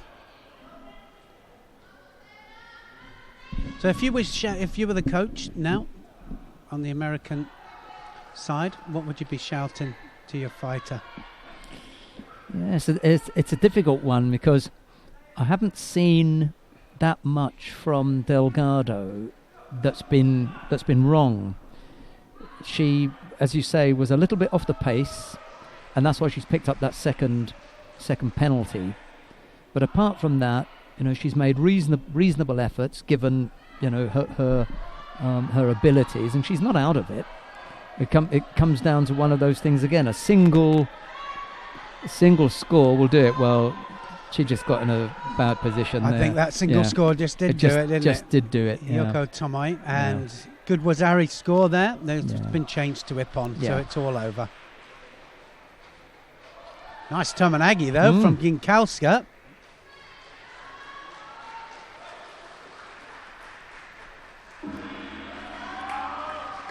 Seemed to be a little bit of a delay into the Tomanagi, and Delgado went up and over.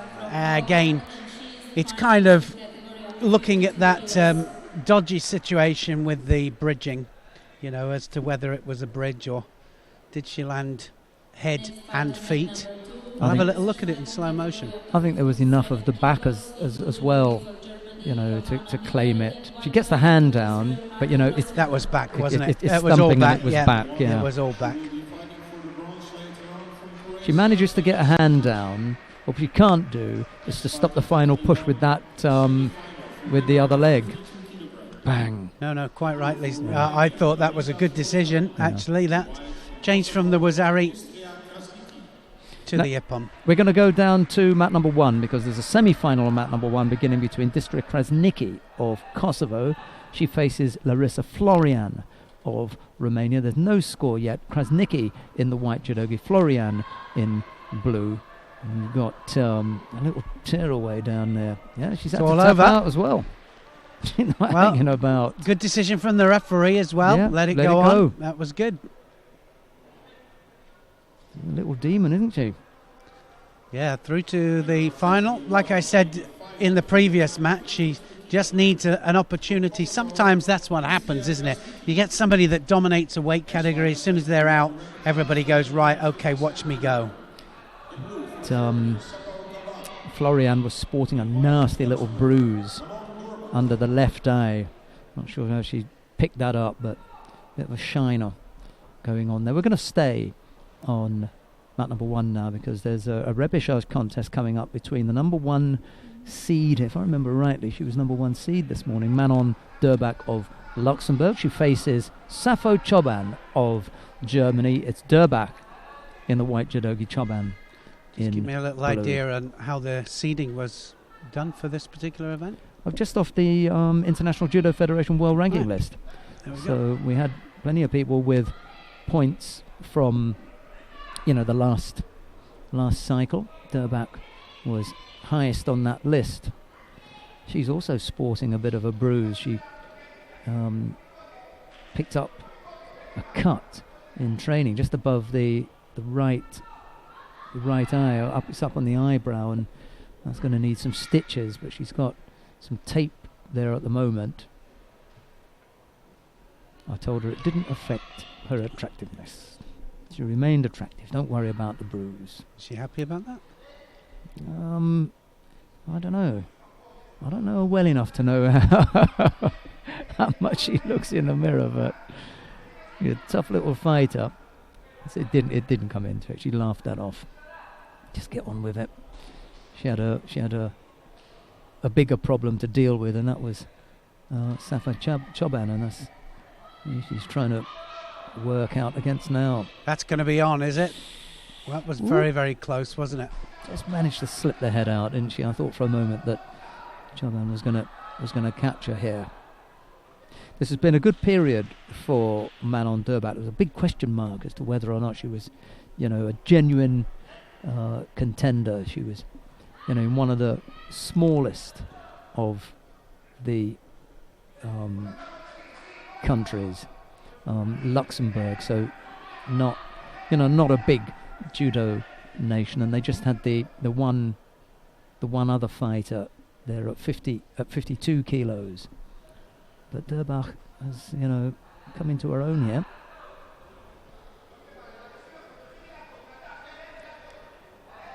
Right against left.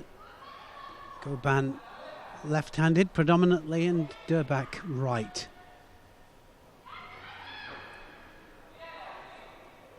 Oh, wow, she wrapped herself around that, didn't she? Absolutely there. Goban was just kind of waiting for it. Quick change of direction with the support foot, and over Durbach goes. So it's all over for her.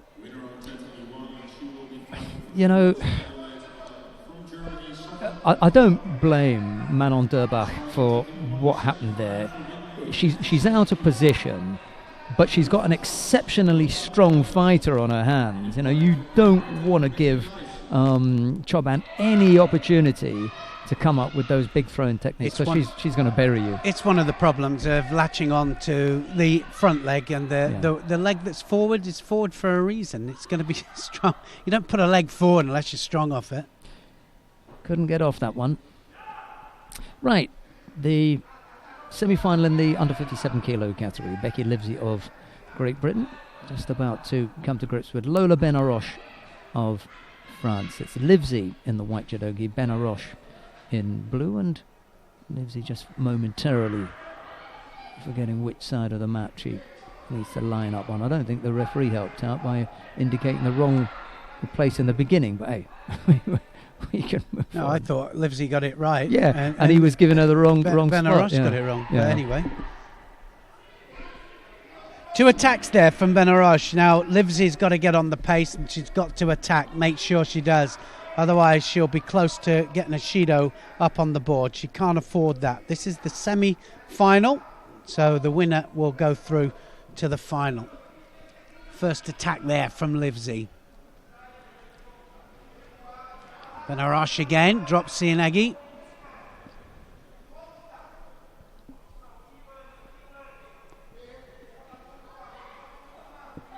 Adi Grossman and Johanna Müller are involved in their repechage contest on mat 2. There's no score in that. They've gone into golden score now.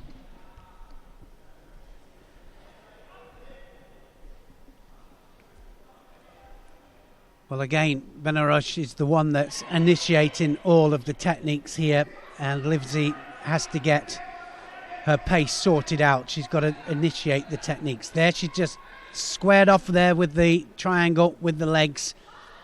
Benaroche looking for the Sangaku.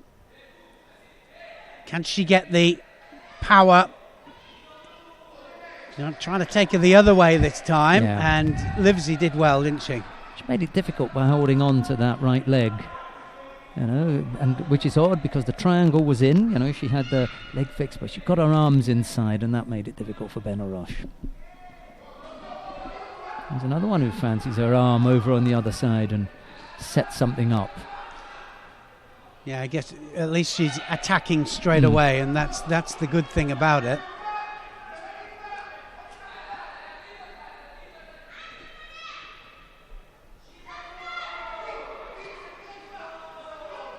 Utigari from Livesey just unsettles Benaroche for a moment and gets her onto her front, and now it's Livesey's turn to work on the ground.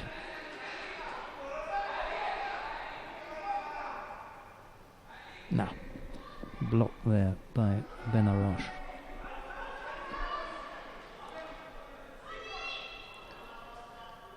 Well, fairly even. Anybody's match, this one. Depends on who wants it most. They've both had a dig on the ground. Oh, that's going to be Bad a score. position, Wazari scored there on Livesey. Benaroche then directly into the hold down. So Yoshiro Kazugatame, it's going to be all over there. Just needs to hold her for 15 seconds. Sorry. Yeah, just holding on to the leg there just to secure it. You used to have to just turn inwards for the Yoshiro, but now you can actually just use your head, and you can do it from any kind of direction as long as you've got secure hold. And so Livesey now will have to come back and fight for third place. She's got 2 chances of medals. And I think that's right about the execution of that Newaza. I think that's right. Yeah, no, I do too. As long as you're securing them. Yeah, absolutely. I didn't quite understand the other logic behind it, but Benaroche goes through to the final, and she's guaranteed gold or silver. Right, now we're going to go down to mat number 2 because we've got a chance to see the exciting Daria Mezhatskaya, the big thrower. She's up against teammate Natalia Golomidova. It's Mezhatskaya in the white judogi, Golomidova in blue. Unfortunate matchup for the Russians, having to go head to head, but hey, that's the way it works out sometimes. Somebody, as Neil says, someone's going to go. My money is on Golomidova. Mezhatskaya is just going, you mean? She's got she's got too many weapons.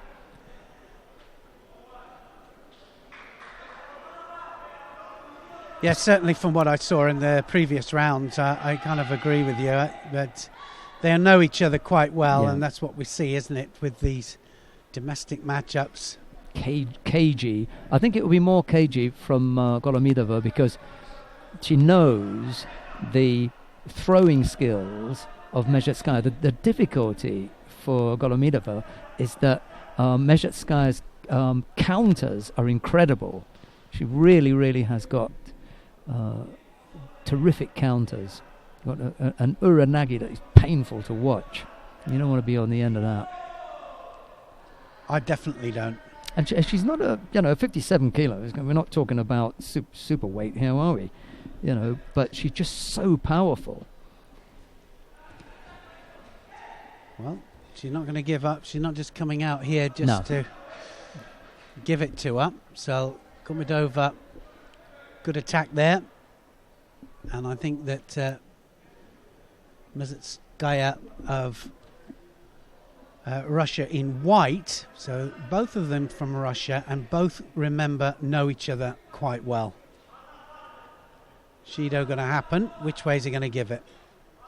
Well, I kind of half suspected that because the other one was coming forward, Golomidova coming forwards all the time, so she's got to get on the pace.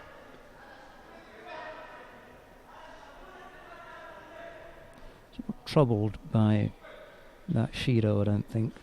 As Neil has just said, she knows Golomidova well enough to know what she's capable of. She's had a look at the clock, a little bit untidy there. Come on. You banged over your first opponent because you were committed and you got your hands in the right place. Here's an opponent that you know really well. You've got to be extra careful. And that was a little bit untidy from Mezhatskaya. She almost ended up getting caught. If you're going to go, properly committed. Yeah, she needs to really concentrate on that Sioi because she's got a beautiful Sodi and some great hip technique. Use her feet. Yeah, Ashiwaza as well has been nice. She's put a few over that I've seen using nice little Ashiwaza. She can hack from time to time, which is unfortunate because she does, throw well with Ashiwaza. But once in a while, she just throw in a hack and it looks a little bit untidy. Nice hip work as well. She gets across there. Not good enough to come up with a score, but it's threatening Golomidova over on that right side. Be interesting, wouldn't it, to talk to the Russians just to know from their perspective as to what they want the outcome to be. They've obviously got a plan. I think far more with the women, they kind of, hey, it's up to you. They're not even up in the stands having a look, are they? The coaching staff. No. There's a group of Russians sitting together, but they haven't moved specifically to that mat to act as a cheering section or anything. They just leave it to them. Let them sort it out. Great change of direction. That's going to be a score. Yeah. Well, I thought that was a Wazari, personally. I thought that, and it is. So a beautiful change of direction there. Yeah. Mezhitskaya she's going right, and then switched it to the other flank. She's got some stuff about her, hasn't she? Yeah, she certainly has. Almost. Nice Ashiwaza as well there.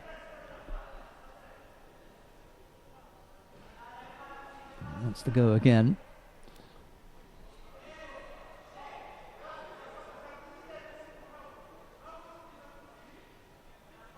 Compact fighter. Mezhitskaya. 57 kilos packed into that short, stocky little frame. A really friendly character as well off the mat. Well, a good performance. Just goes to show how important that other flank is. Being able to go left and right. And that was almost, wasn't it? My goodness, she attacked the front leg. Uchimata she turned on there just as the referee gave the mate. You call the mate. There must be what you want to call the mate for. The mate should be for Mezhitskaya flirting with the competition area and stepping out. They end up giving Wazari Awazeti a pawn after he's called the mate. Well, don't start me on it. I know. Everybody likes to finish on a bang and on a high, but he's called a mate, right? He's got in his mind a reason for calling it.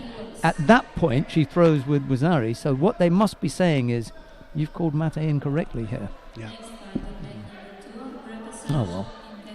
Right, we've got two repechage contests. We've got one starting here on mat number 2 in the under 66 kilo category. Ilya Saganovic of Serbia faces Kenneth van Gansbecker. We'll stay here because we're already partway through or a good way through the Ardanov flicker contest, and Ardanov leads there by Yuko with only 13 seconds left to go. Let's take a look at Ilya Saganovic in the white judogi, Kenneth van Gansbecker in blue. It's the Serb in white and the Belgian in blue.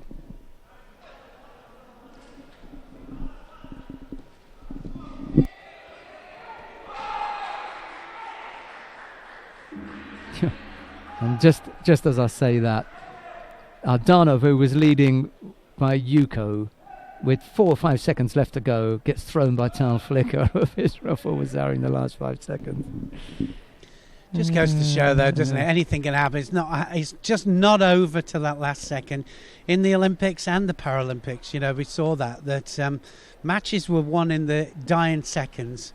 And that's what I'm saying as well, that it's so important that they get that last minute sorted out, because I think it plays a massive part on, a fifth of the contest time, or a quarter of the contest time if it's in the ladies division. Because that last minute is played differently to the other minutes. Yeah, tactics change. The balance of the contest may shift. Yeah, and that's exactly what happened. So another Shido up there to Van Gansbeek here in this final repechage match, and he almost gets picked up there. Kaganovic had him going upwards.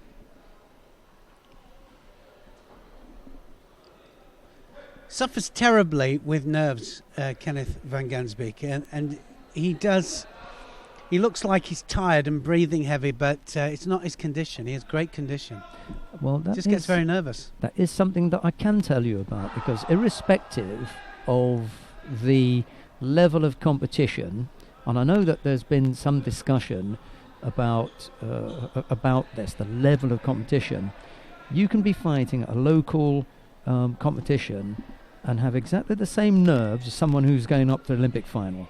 The Olympic final is something completely different from a local competition, but the kid or the child or the youngster or whomsoever it is who suffers with nerves can be completely drained, because everything that they want, everything that they feel about that contest is put into that, you know, and they simply can't perform, or they can't perform as well as they would if they didn't suffer so badly from nerves. And it can be at anything. It can be a local competition or Olympic final. Well, but if you think about it, I mean, the first grading for 6-year-old or 8-year-old is their Olympic final. Yeah, it shakes them, you know. Absolutely.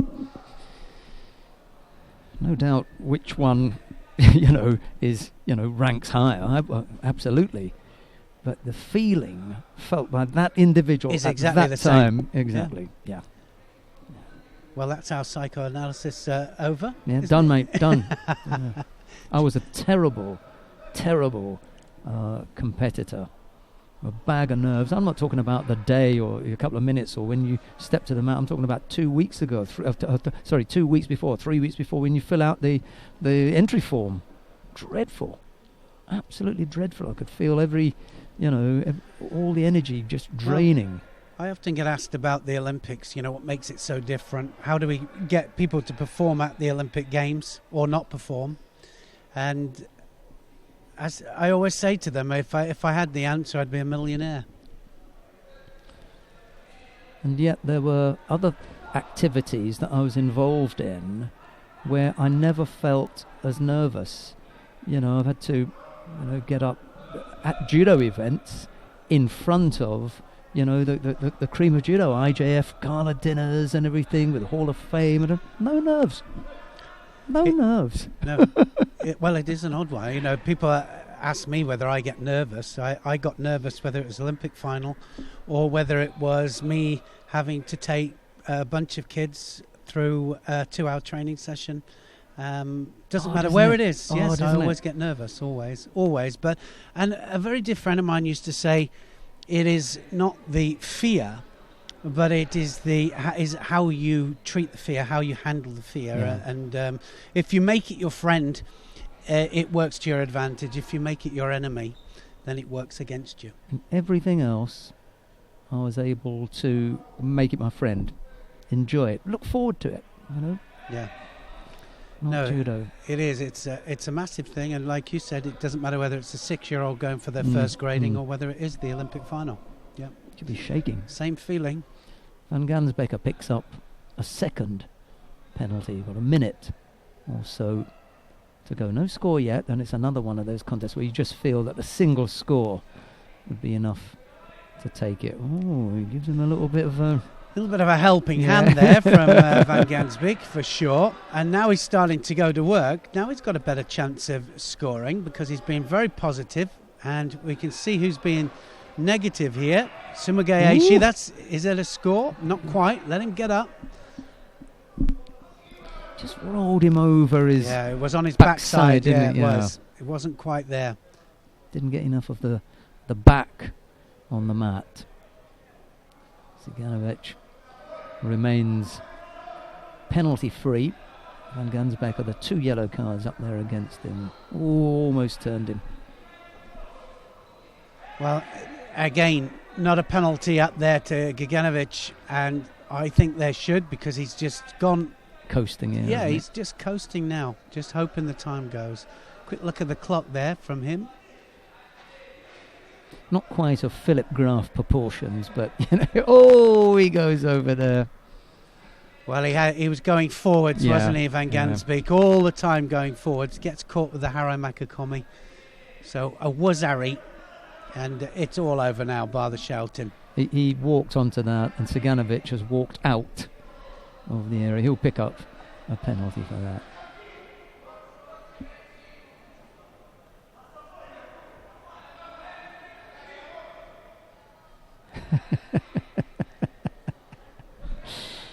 had a really nice message. I'm not going to say who's messaged us, but a little quote that says, "I'm nervous when I fight in the final." Is this the first time? No, I've been nervous before. Yes, it's taken from one of my favourite films.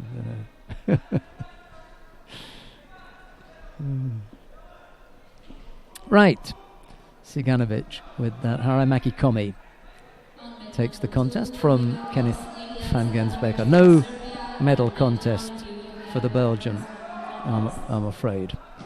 Missing out there. Right, we've got a choice of under 66 kilo category. Do you want to go down and mat number 1? Okay, let's go to... Oh, there's only a minute left in that one. We got the full contest there, haven't we? Do you think something's going to happen? Oh, it has. I guess that makes up our mind for us, doesn't it? Yeah, we're going to stay here then. This? Yeah. Shmailov has just finished off Abdul Shalilov in the last minute. Comes up with Ipan. Abdul Shalilov was leading by a Yuko. We're watching the contest between Andras Jereb of Slovenia. He's up against Denis Veru of Moldova. It's the final contest. Oh! Great neatly Kouchi, done, wasn't yeah. it? Beautiful Kouchi that was. Just really well directed. He's done him. We'll see that in the replay, but Jereb comes up with an Ippon to finish off that contest. I do believe that we'll have a wrap-up. Andras Jereb throwing Denis Veru for Ippon. We may just get to have a look at that. The end of it. What if he gives Rosari initially, but then he changes that? Oh, there it is. Yeah. Any doubt about that for you? No doubt. Yeah. I mean, I Again, had a force. Again, he did not quite... Look where the referee is. So he hasn't got a clear sight, has he? No. Because all he can see is the back. And I'm not saying that's a mistake, because you do have your 2 contest judges to help you out. It gives Wazari, but it is actually... and there's the Abdul... I don't believe it. We've got the replay for this one then. They gave Wazari instead of Ippon. But Shmailov still leads with 20-odd seconds to go. Abdul Jalilov. I was premature in saying that one was finished off. There's still a chance for the Russian to come back, albeit with only 15 seconds left to go. He led by Yuko with about 40 seconds left to go. Shmailov came back with Wazari, and we're just running out the clock here. Well, he definitely is running out the clock, isn't he? That's exactly what he's doing. So that'll do. It's all done.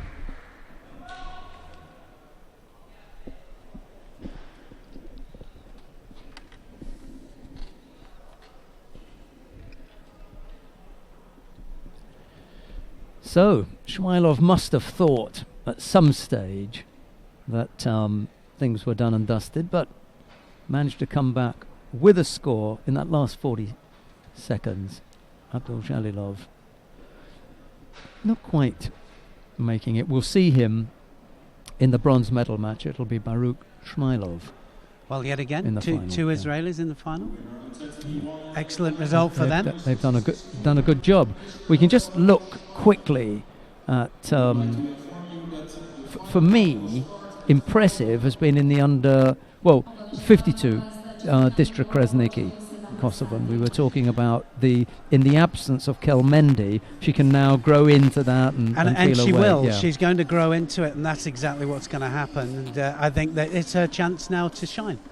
57 kilos. I like the look of Daria Mezhetska. She came in here as the number 2 seed, had a good win against Adi Grossman, and as we saw in that semi-final over teammate Natalia Goromidova.